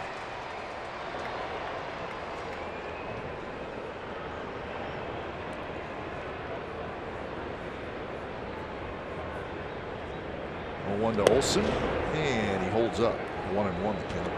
The weather in the whole Midwest region is not necessarily going to get a whole lot better. Now it's not going to be a blizzard, but I know the Twins are off tomorrow. I'm sure they're happy about that, but they host the Indians Tuesday and Wednesday, and it's not supposed to be that great in Minneapolis. So still have to get the snow off the field and off the seats that people will get to sit and watch. And maybe those heaters they have in the field and the seats aren't heating up enough. Because it's definitely not helping.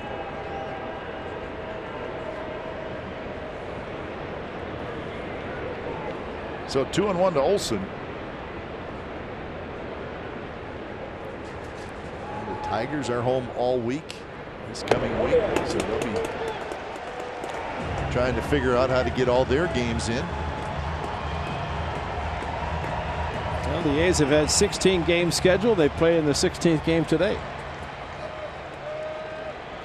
And go home with the next. Fortunate about that. Yeah, the next trip to Arlington, to Houston, and back here to Seattle.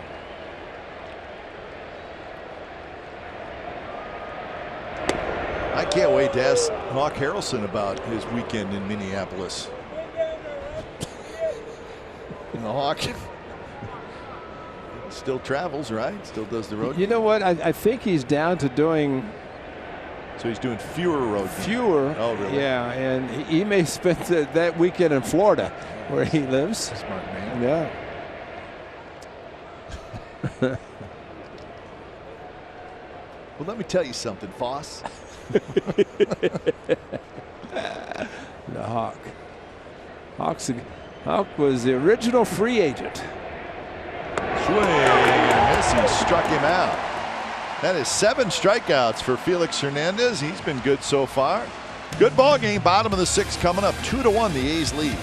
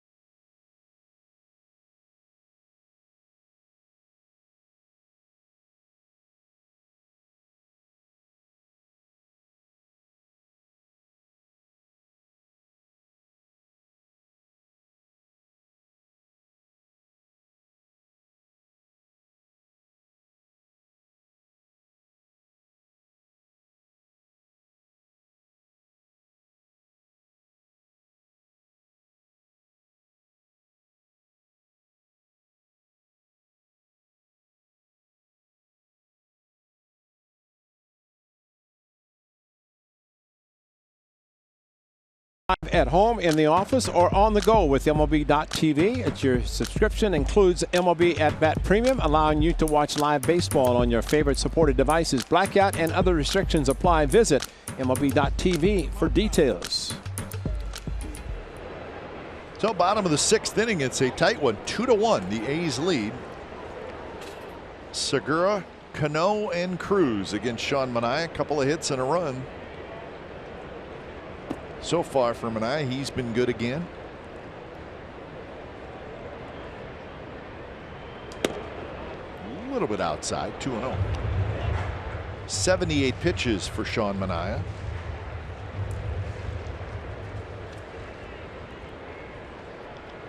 95 is his high this year. That was his first start. Hit pretty well to center field, but Canna's going to get back and over, and he's got it. So Segura's been quiet today. Gordon and Segura are 0 for 6. That may be the best way to beat the Mariners.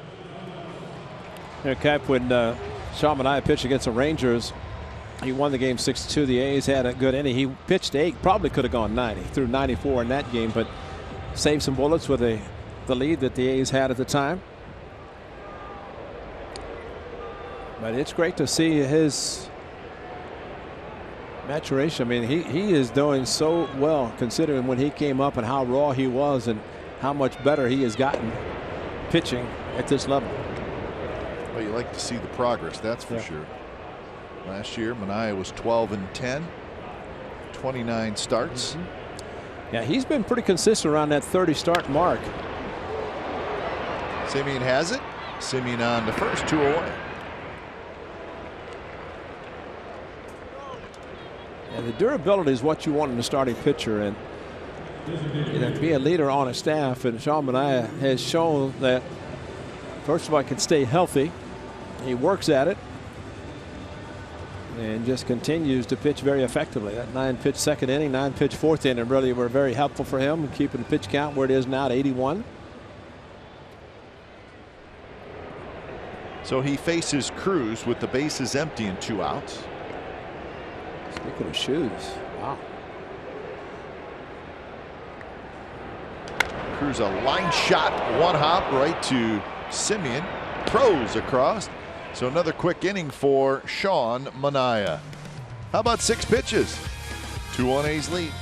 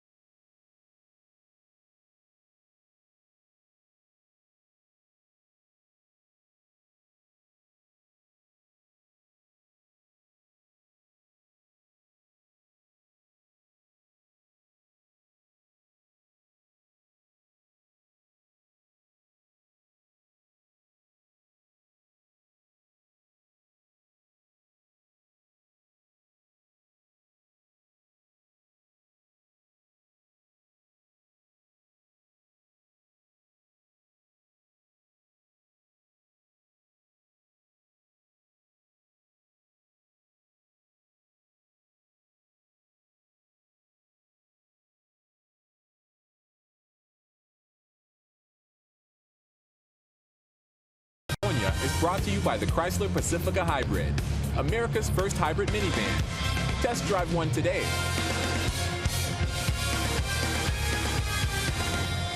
Two to 1, the A's lead the Mariners. It's the 7th inning from Seattle.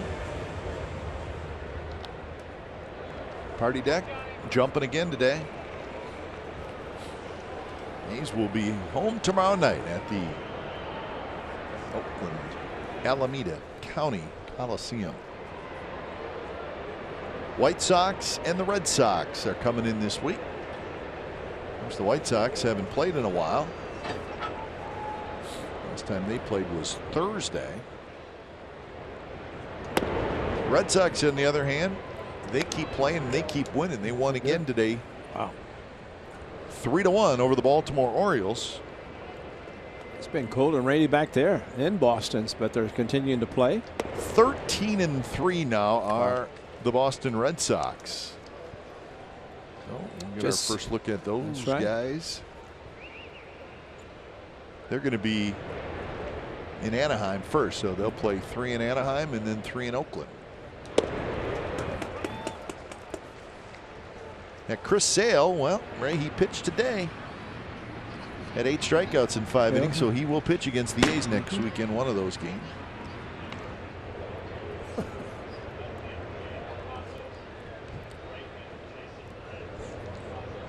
Pazos and Bradford warming up, a lefty and a righty. That one hits Mark Canha. Looks like he's okay, or excuse me, hits Matt Chapman, excuse me. I like the announcement in-house. It said, warming up on the bullpen, number 42. Oh, really? Yep. Everybody's wearing 42. His fastball up and in to Matt Chapman. Turned, got him on the left shoulder.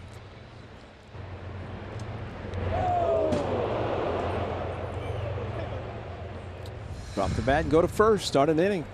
Take one for the team. Yeah, Marcus Simmons has taken a few at shortstop for the team today. Some line drives. That one is drilled left center field. Heredia got a good jump. So Canha hit that ball right on the button. Don't know that you could hit it a whole lot harder. Well, if it had found the gap, it's probably a run, at least second and third. Mark Canha, as he did last night, swinging the bat well today. They're bunching a little bit towards the middle, not far for Heredia to go to get to the ball. And able to bring it down. He did have Gordon backing him up.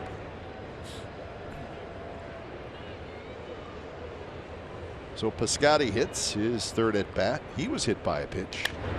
And he's got a base hit to left field. As a hanger. Yep. So an opportunity for the A's to extend their lead. And maybe Felix Hernandez, who normally is around 100, 110 pitches max, and leaving this ball up the way he did, that's not good from his standpoint. But Stephen Piscotty doing a good job of jumping on the hanger and hitting it hard to left field. It's great to see him swinging the bat and just I think, getting acclimated to the Miracle League and new team and everything. And let's go. Scott Service is coming out. Interesting. With 97 pitches. He's walking briskly. Oops. Yeah. I don't know that if he doesn't make the move, that Felix doesn't try to talk him out of it. So 6 1/3 this afternoon for Felix Hernandez. He pitched well, but he will not get a win. So when it's time for change, think Speedy Oil Change and Auto Service, your trusted oil change, tune-up, and brake experts.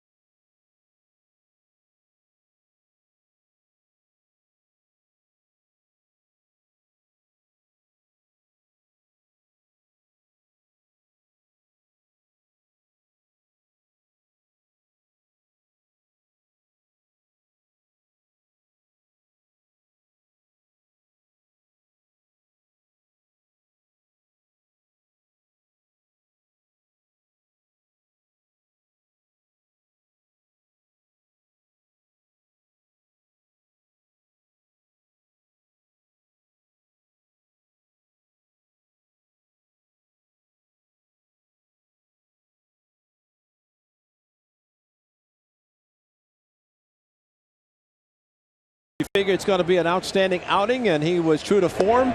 Great sinking fastball, the two-seamer, the change-ups. I mean, he had everything working. Really only a couple of mistakes today.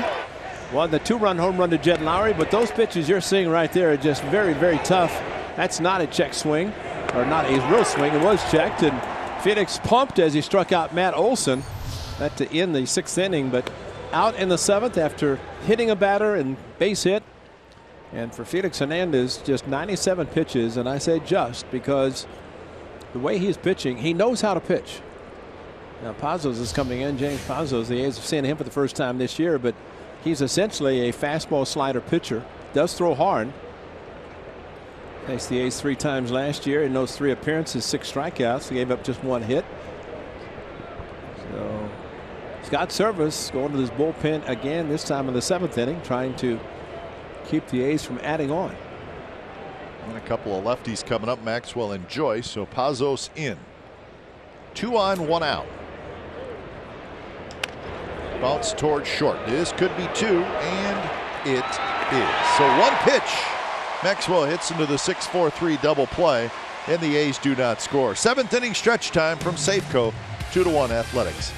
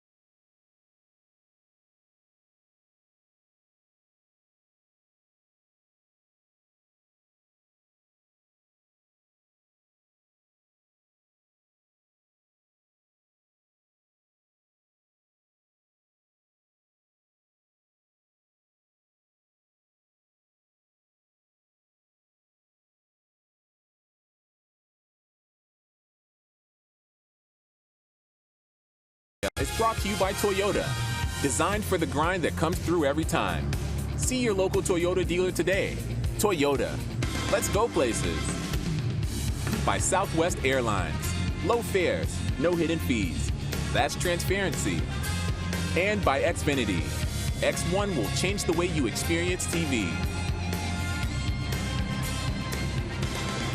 Well, the A's hanging on to a 2-1 lead, bottom of the 7th inning. People on their feet. Big double play turned by the Seattle Mariners. And we'll tell you about a brand new party deck with indoor and outdoor bar games and food in left field. It's called the Treehouse at the Coliseum. You can attend every A's regular season game for $29.99 per month for 6 months, or an annual fee of just $149.99. Includes general admission seating in the outfield sections. Anyone can visit the Treehouse, but if you buy the Treehouse Pass, that will only allow you access to the space in left field.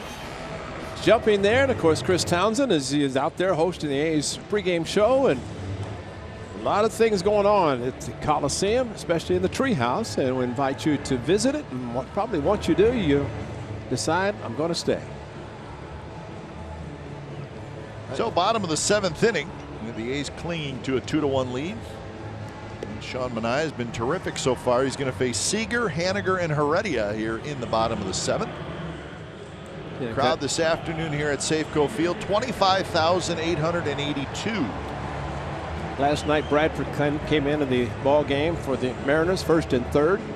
1 pitch, 4-6-3 double play. Today, Pazos comes in relief of Felix. A's 1st and 2nd. 1st pitch, 6-4-3 double play. So Sean and I try to do it again as Buchter is loosening up with Ryan Dull. Activated last night.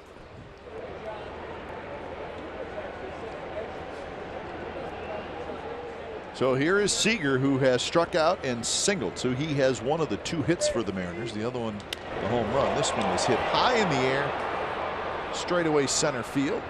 And Canna has it. It's nice to get a power hitter on 1 pitch. My thoughts exactly.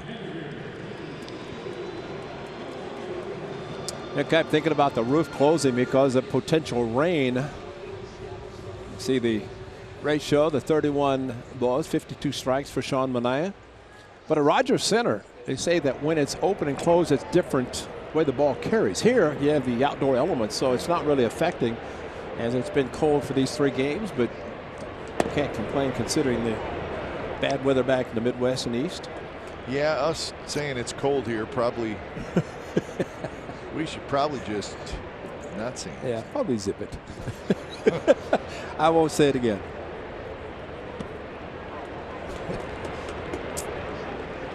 Two 2-0 to Haniger. Be careful here. Now you see the face guard that's worn by Mitch Haniger, and you notice a lot of the Mariners hitters are wearing that protection that goes around over the face. There's a reason for it. Hit pretty well to right field. Piscotty's back. Piscotty in front of the wall. He's got it. 2 outs. Last night he had a line drive that carried over the fence. This afternoon, ball hit too high and it stays in the park, fortunately, but a good swing by Mitch Haniger, and he's looking at it, but Piscotty back at the warning track, able to make the play. But he was hit by a 95-mile-an-hour fastball in the face by Jacob deGrom.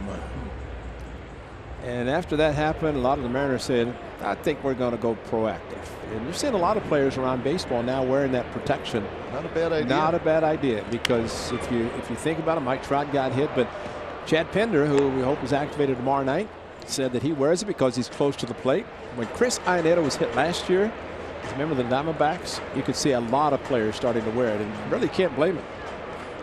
He's Ode style. I mean, Ode style being the ear flat, but there's ready with the wrap to protect his face. You know, Kai, it does not obstruct any of the view. No, you know, it's there. It's just getting used to it. But my understanding when talking to some of the Mariners people is that spring training, none of them did it. But starting the season, they all started to come out with this protection, and all it is just attached to the helmet. You see the piece with the screws, and all it does, the main thing, is give you that confidence to stand in and hope that a pitch doesn't come up and in. But if it does, your face can be protected. 0-2 to Guillermo Heredia. And Terry Steinbach got hit one time in the face, and he was wearing it. Didn't affect him as he continued to hit home runs. And a swing and a miss. Strikeout number 4. So that is 8 in a row retired, and he only needed 7 pitches that inning. Manaea has been great.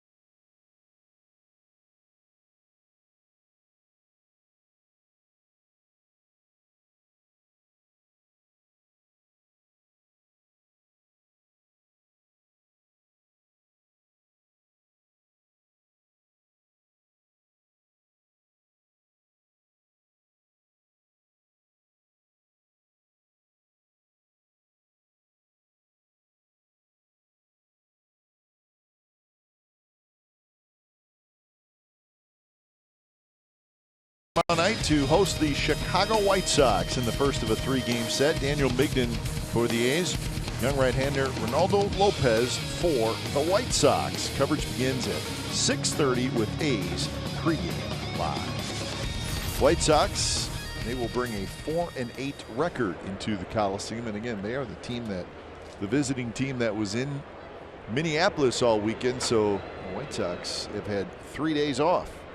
Let's hope they get out of Minneapolis. Yeah. They've made it to the Bay Area. Well, I think he's done. Sean Manaea, handshakes from everybody. And so those are his numbers, and very impressive once again for Sean Manaea. Just 89 pitches. There's Daniel Migden. Saw him in the graphic with a mustache, the handlebar mustache today. Down, normal. Only when he pitches. Well, the White Sox are in a full rebuilding mode, but they have some of the best young minor league talent in all of baseball, and some of it is starting to make its way to the big leagues. Get a very young rotation with guys that I expect to be very good as Joyce gets hit. So that's the third A's hitter that's been hit. I think it's all about telegraphing. Everybody was yelling even before the ball got to the plate, and that may be it for Pazos. And kind of the right of the back of the right arm, shoulder. When you see the ball coming at your head, you're trying to duck. So when it's time for change, think Speedy Oil Change and Auto Service, your trusted oil change, tune-up, and brake experts.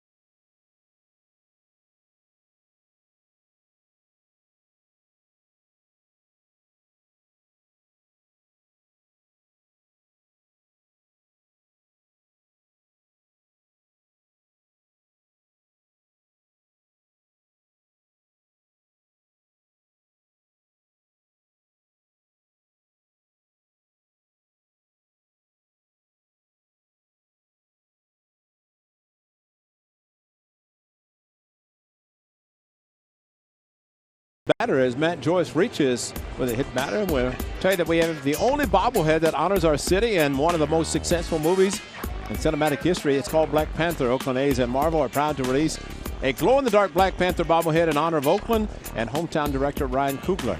Fans can snag this one-of-a-kind bobblehead Saturday, May the 5th. That's against the Orioles, brought to you by Comerica Bank. Be one of 15,000 fans to get yours upon entering the ballpark. Visit athletics.com/promotions to grab your piece of Oakland history. So here is Marcus Semien with the leadoff man aboard. That's Matt Joyce. Marcus is a hometown hero.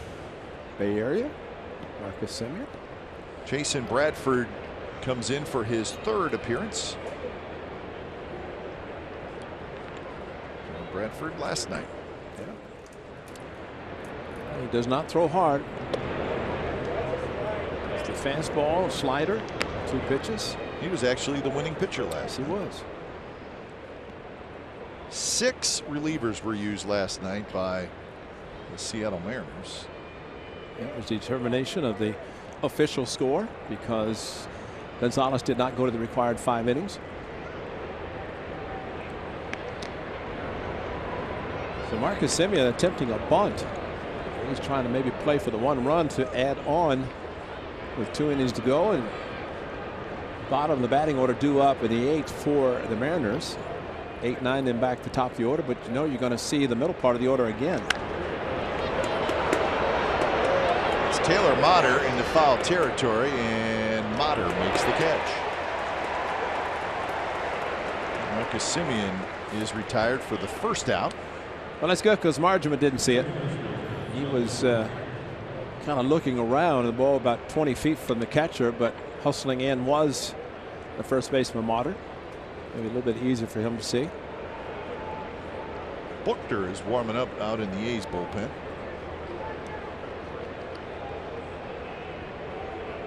So here's Lowry, 1 for 3 with the 2-run homer in the very first inning.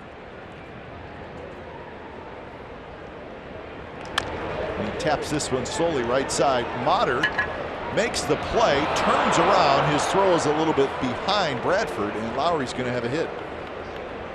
That's probably an inexperienced first baseman. Because Cano is going to charge it. He's going to make the play. Yeah, you see where Cano is and how Motter comes off the bag. Just a little bit too much. He should have gone back. Of course, it'd been nice too if his pitcher Bradford had gotten to the bag and he could throw, but had to reach back. But you're right. As a first baseman, you see where your second baseman is positioned, and you know that if a ball is hit and your second baseman's there, go back to first. So you're right. But you know what? Cano was playing right next to him. Yeah, he was there, and that replay showed that he was coming in to make the play. So RBI opportunity for Chris Davis. First pitch to Davis is a little bit inside. Yeah, it's a good point, Cat, because watch Robinson Cano at second, and then Motter goes over. Cano's coming in to field it, but Motter cut in front of him, and once that happened, it's a foot race to the bag, and Jed Lowry out of the box quickly to be able to get to the bag safely. Chris Davis is 0 for 3.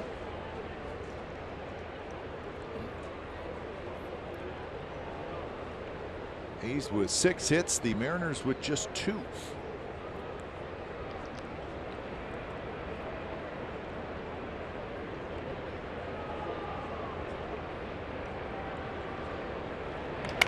That's a base hit left field. Here comes Heredia. They're going to wave Joyce home.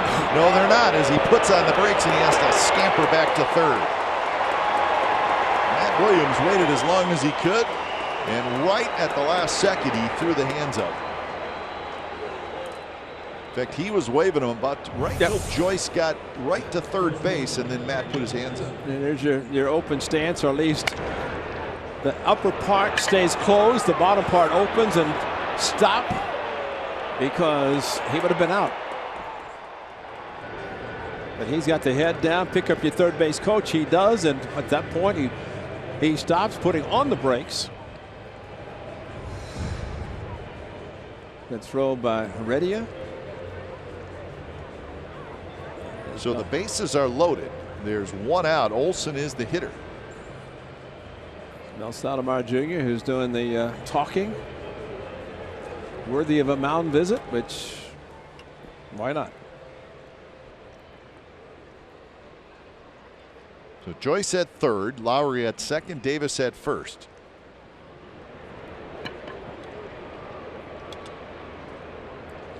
And the infield back for 2, and the entire left side of the infield open.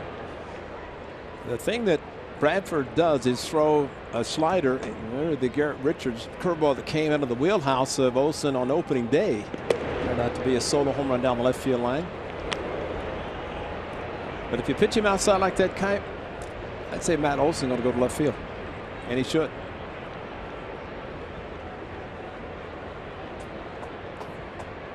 Want to know the count? Missed again. Same spot. I see by pitching outside, and with the shift to the right side, they're expecting him to take the outside pitch and try to roll over and pull it into right field.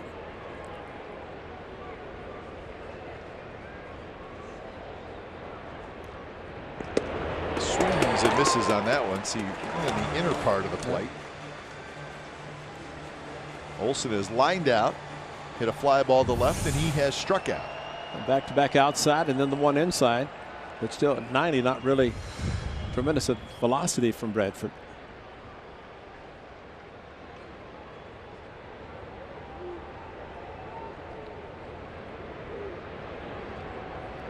Swing and a miss. That one moving away from Olson. So a couple of swing throughs, and now it's 2-2. And that last one, a pretty good pitch to hit. The 2-1. The one inside corner was a good pitch on the 2-0. He stayed fastball all 4 pitches.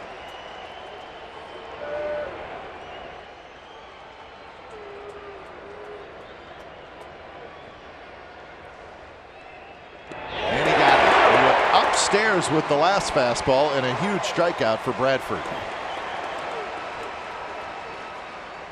So there was some pitches to hit in that at bat, yes, Ray. You're right. Especially the last 2. That one was up a little bit. Matt Olson starting to show a little bit of motion, and that is, something that the A's really. Granted, you look at young players, but last night they had a couple at third, less than 2 outs. But the biggest was Friday night when they had 2 back-to-back innings and didn't get either one of them in. So we'll see if Chapman can come through. First pitch in the dirt. Chapman is 0 for 2. He was hit by a pitch in the 7th inning. Hit him kind of in the upper left shoulder area.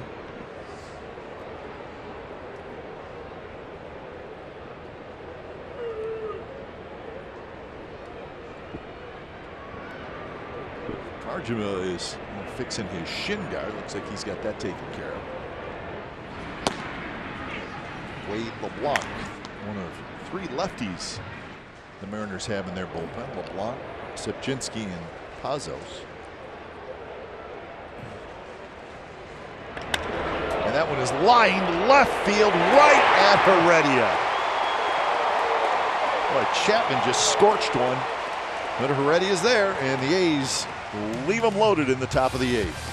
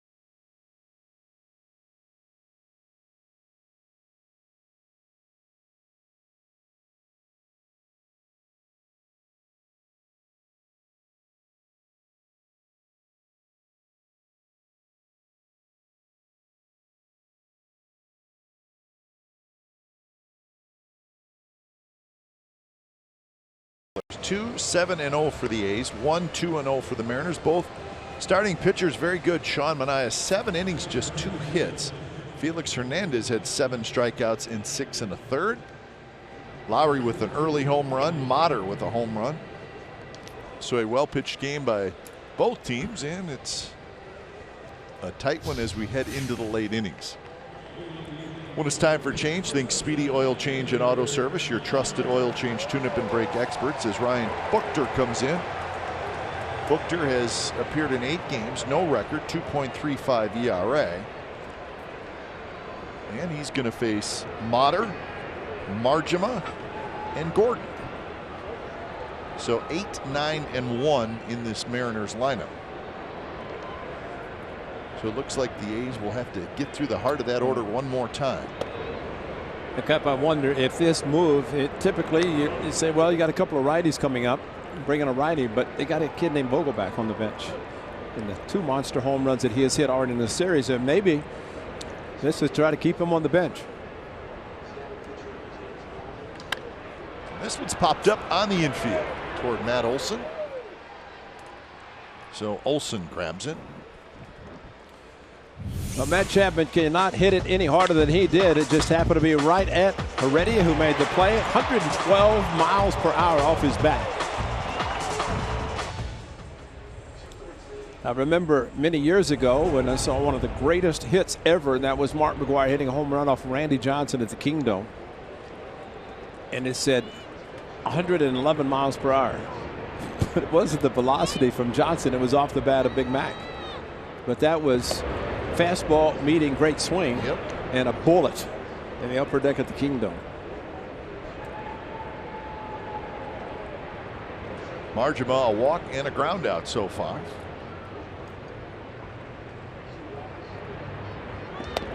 Good pitch there by Booker, right on the corner. Marjama may not agree with that.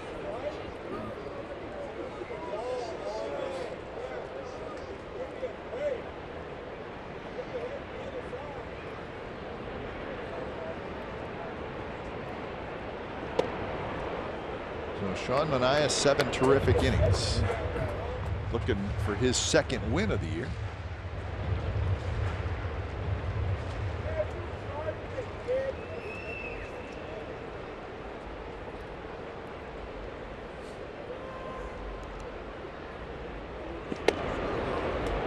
Now it's 3-1.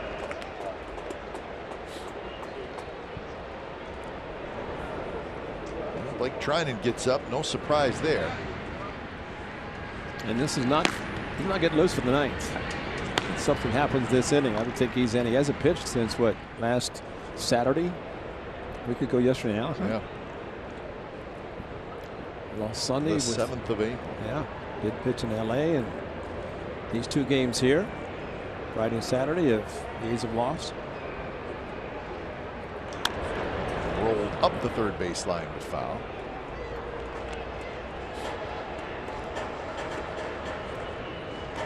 Well, when you haven't won a game in a series and you got a well-rested closer, that's not a bad time to bring him in for more than an inning if you need to. A's are hoping that they will not need to bring him in. Well, ideally, if you get this out and then face Gordon lefty on lefty, that would be optimum for the A's. And there's the walk. Booker missed inside.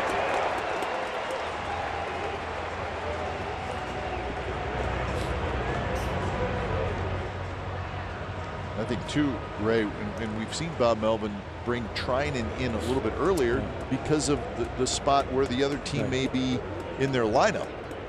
And now you start working your way towards Segura, Cano, Cruz, and Seager. Yep. And you wonder, Ray, if we may not see Trinan for Segura.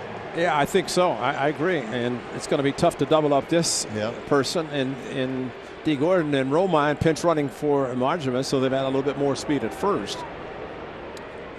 First pitch to Gordon in the dirt. So Romine running at first. Andrew Romine.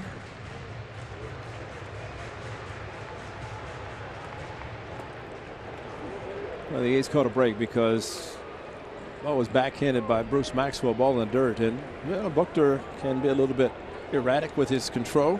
But you have to be prepared with every pitch, even the fastball, which he throws a lot of times. Gordon fouls it straight back.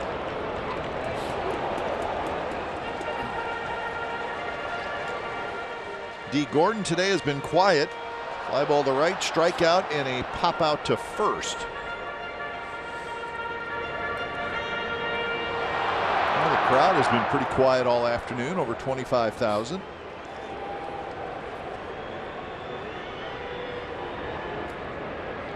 Romine, decent lead at first. And Gordon bunts. Chapman picks it up. Chapman's throw is in time. Wow. Oh, my. They're putting the hands up to take a look, but once again, you will not find anybody that's going to make the play that Chapman has done twice now with D. Gordon. These are perfect bunts, and Chapman picks it up the same move, a bullet to first base and a bang-bang play. And fans are booing, and see if they're going to take a look. They are. And D. Gordon is walking into the dugout. Yeah.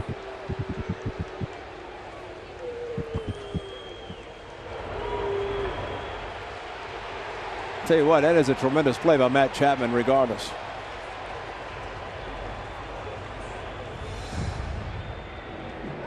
So Carlos Torres is the first place umpire.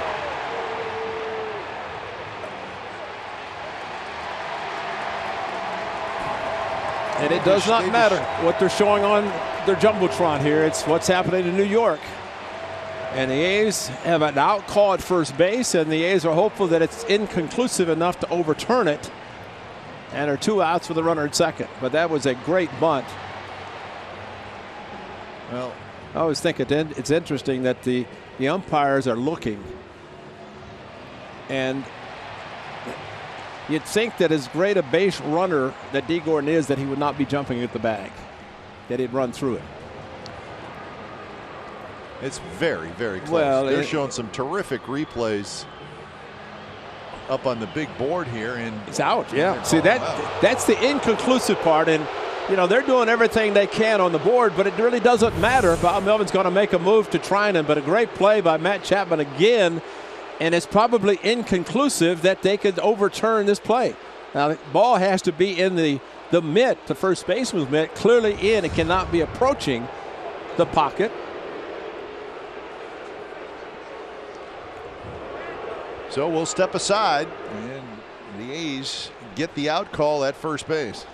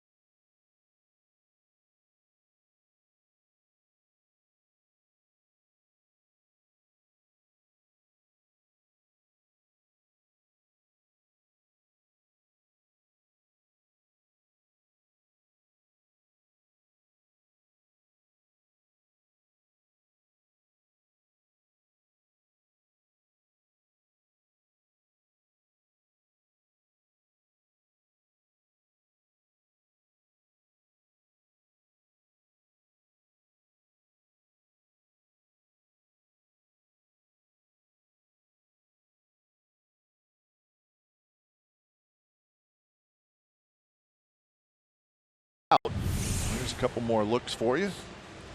This is a great look right here. Watch the foot.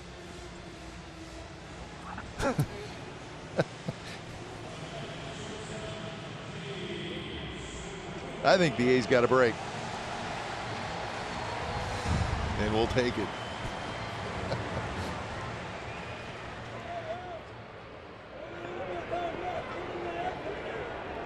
So the tying run at second base, 2 outs here in the bottom of the 8th inning, and Trinan to face Segura. Good matchup here.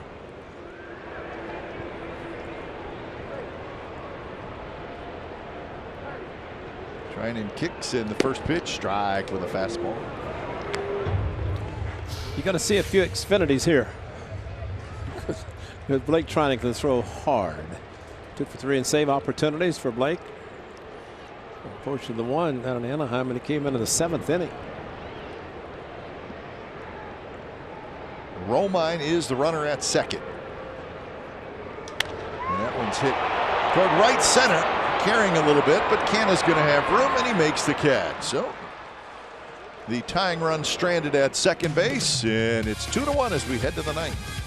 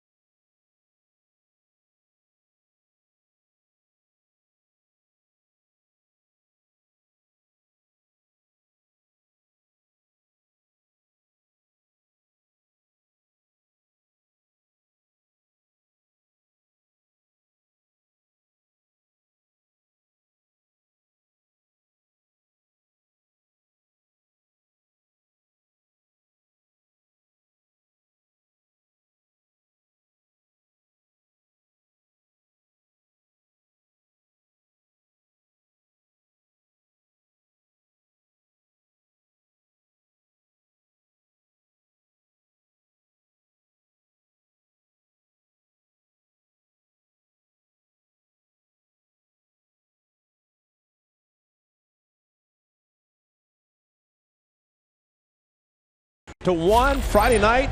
D. Gordon attempted to bunt. Matt Chapman playing in, anticipated, came in, made a strong throw, picking it up after and making a strong throw.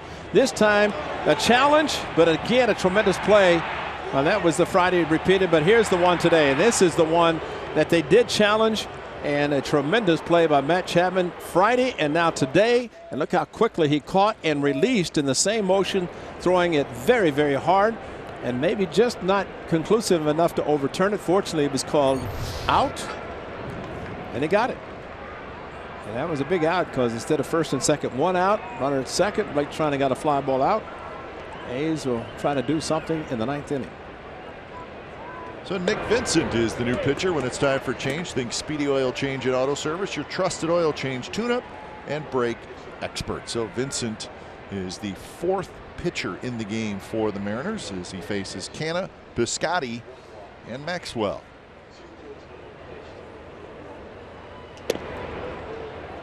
Mark Canna is 0 for 3.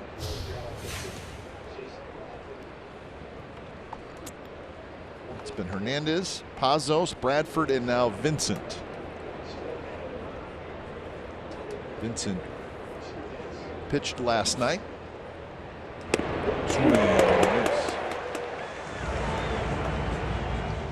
He gave up the home run to Chris Davis last night.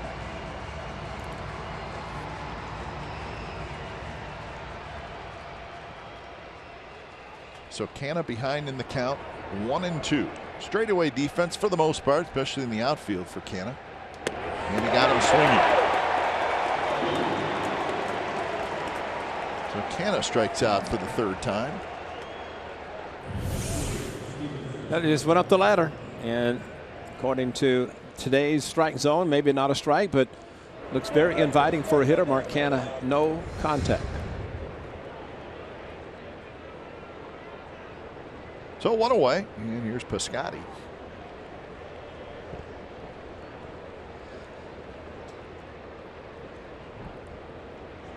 Swing and a miss. In the bottom of the 9th, it will be Cano, Cruz, and Seager against Blake Trinan.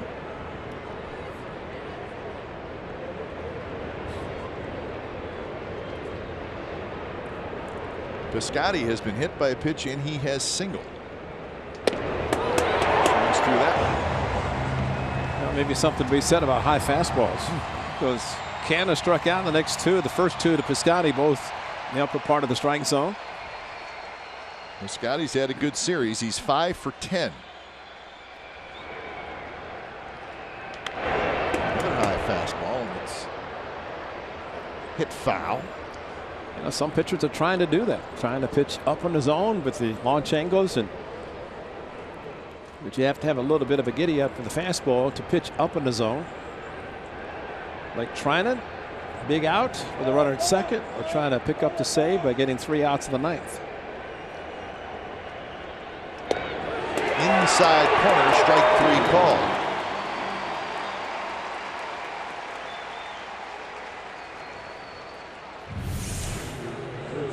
Well, there's the pitch, and great location on a fastball inside, and it gets the strikeout call. Scotty didn't think so, but pretty consistent all day with fastballs in. Actually, a whole series.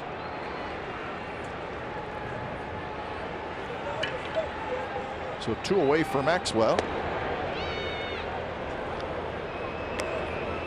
Bob Melvin was talking to Bruce Maxwell after the last inning, and maybe talking about the order of the guys coming up starting in the 9th inning, which is going to be the middle of the batting order as predicted.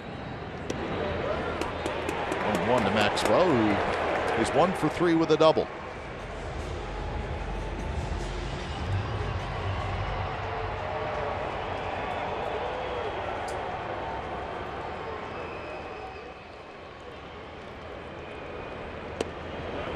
Just a touch outside on a close pitch.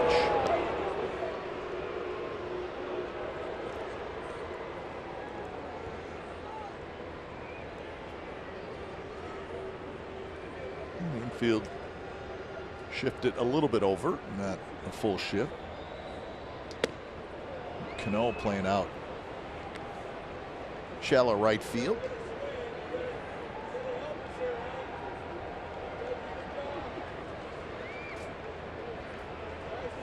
So 3-1 the count. Maxwell, see if he gets a good pitch to hit. Very high, but playable to Heredia in left field. So we are going to the bottom of the ninth. Should be a good one. Trinan will face Cano, Cruz, and Seager.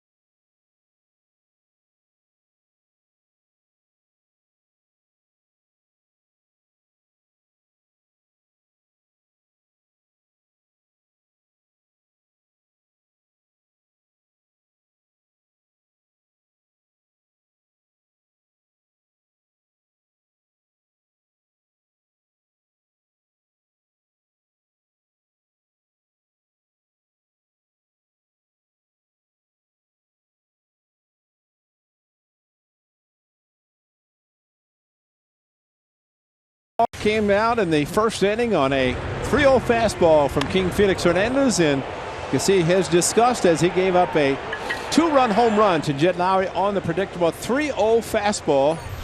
And for Jed Lowry, that was home run number 4. And with the 2 runs batted in, all the A's have scored today. He has 14 driven in. The good start of the season for Jed Lowry. The A's now trying to get the final 3 outs of the game and salvage 1 win in this weekend's series against the Mariners. All right, so here we go. Cano strides to the plate, and it is a 2-1 game. So Trinan will have to cut right through the heart of this order.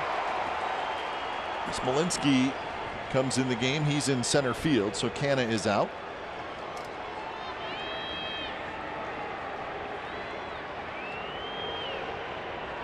So Robinson Cano steps up. He's 0 for 2.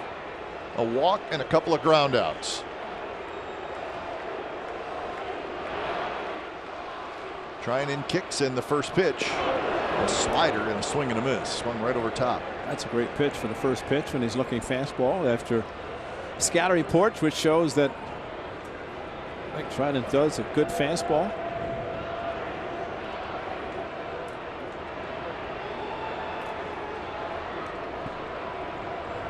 Trinan came in and got the final out of the 8th inning. There's a line drive. Piscotty coming in. Piscotty makes the catch. But if you watch Bruce Maxwell, it was set up outside, and Blake Trinan shook to get the fastball inside, and dangerous because really did not get it in maybe as far as he wanted it. And plus, you get in this part of the game where a swing from a power hitter can tie it or win it. And fortunately, the old Adam ball. And when you go back, Kipe, to the ball that Maxwell hit to left field with the bases loaded, any place left or right of Heredia in left field, the A's would have added on, but that is not the case now. So it evens out a little bit. And here's Nelson Cruz. First pitch slider to Cruz, and he swings and misses. I think they're not sitting dead red. Yep. First pitches.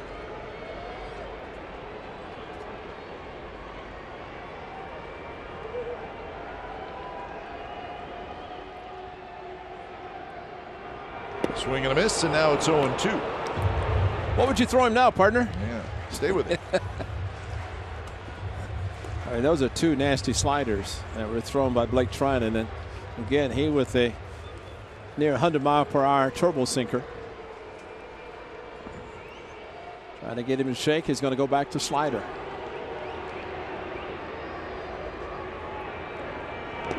And it was a slider in the dirt. Pretty good spot to throw it on 0-2. Well, it's the old chase slider, trying to get him to chase a pitch out of the strike zone.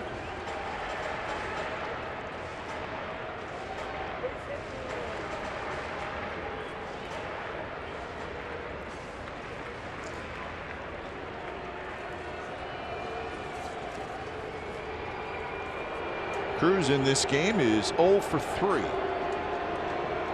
Slightly open stance. Outfield playing deep. Roll foul on another breaking ball.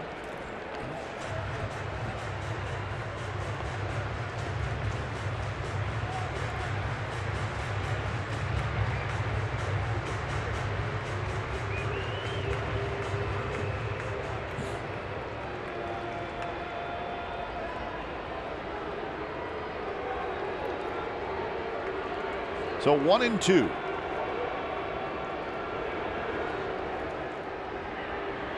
Got him swinging. Hard slider dropping down out of the strike zone. And that's out number 2. 4 consecutive sliders thrown by Blake Trinan to the very powerful Nelson Cruz. Well, slider, first pitch, slider, second pitch, slider, third pitch, slider, fourth pitch, and he gets a strikeout. So for a guy who can throw as hard as Blake Trinan does, he threw a fastball. Unfortunately, a four-seam fastball or a straight fastball to Cano, but it was hit right to Piscotty.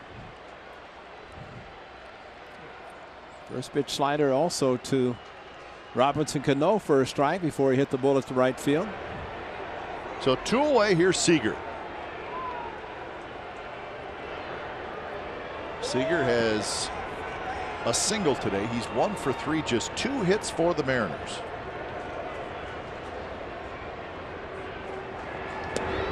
Misses badly inside. Haniger is the on-deck hitter.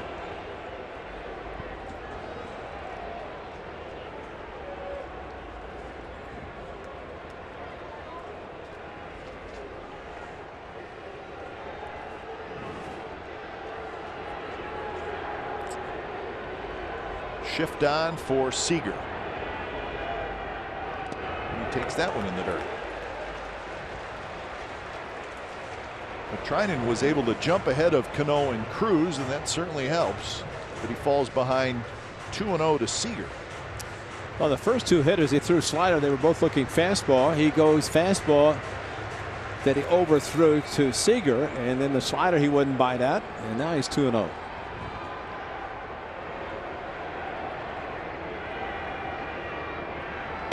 And that one is just a little bit outside. Now it's 3-0.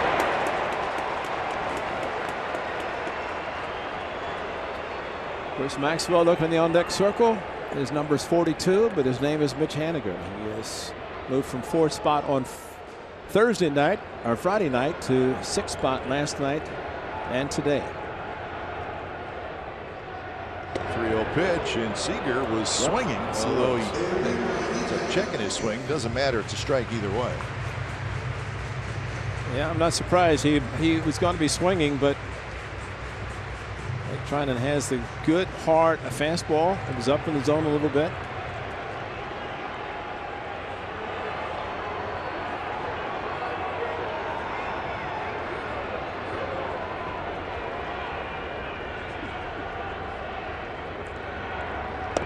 Right there, 3-2. Had a little wrinkle on it. Did a little bit. Not the real hard slider, kind of a get me over, just to change it up a little bit instead of the 4-seam fastball or the 2-seam fastball. Slider again. Let's see if he's swinging fastball. 3-2 pitch. Rolled foul, and that was a pretty good slider. Trying and buried it down and in on Seager. That's the only difference here. The slider here, you're throwing it for a striker to be called or a swinging strike, and that's one of the problems on 3-2. And you don't want to guide it in because the breaking ball, remember, is coming into the left-hander swing. And if you throw it hard, you can get a swing over the pitch versus one that kind of floats in the inner half of the plate to the left-hander. So another 3-2 coming up. Here it is. That one bounced to Trinan. He grabs it on to first, and that's the ball game. Nice job by Blake Trinan as he gets his third save, and he saves it for the big left-hander Sean Manaea, who was terrific this afternoon. So the road trip comes to an end, and it comes to an end with a win. So the A's are 3-5 on the road trip. So time of game was 2 hours and 40 minutes in front of 25,882. So a win for the A's as they defeat the Mariners 2-1. Time now for A's post-game live. So let's send it to the studio to Jim Kozamore.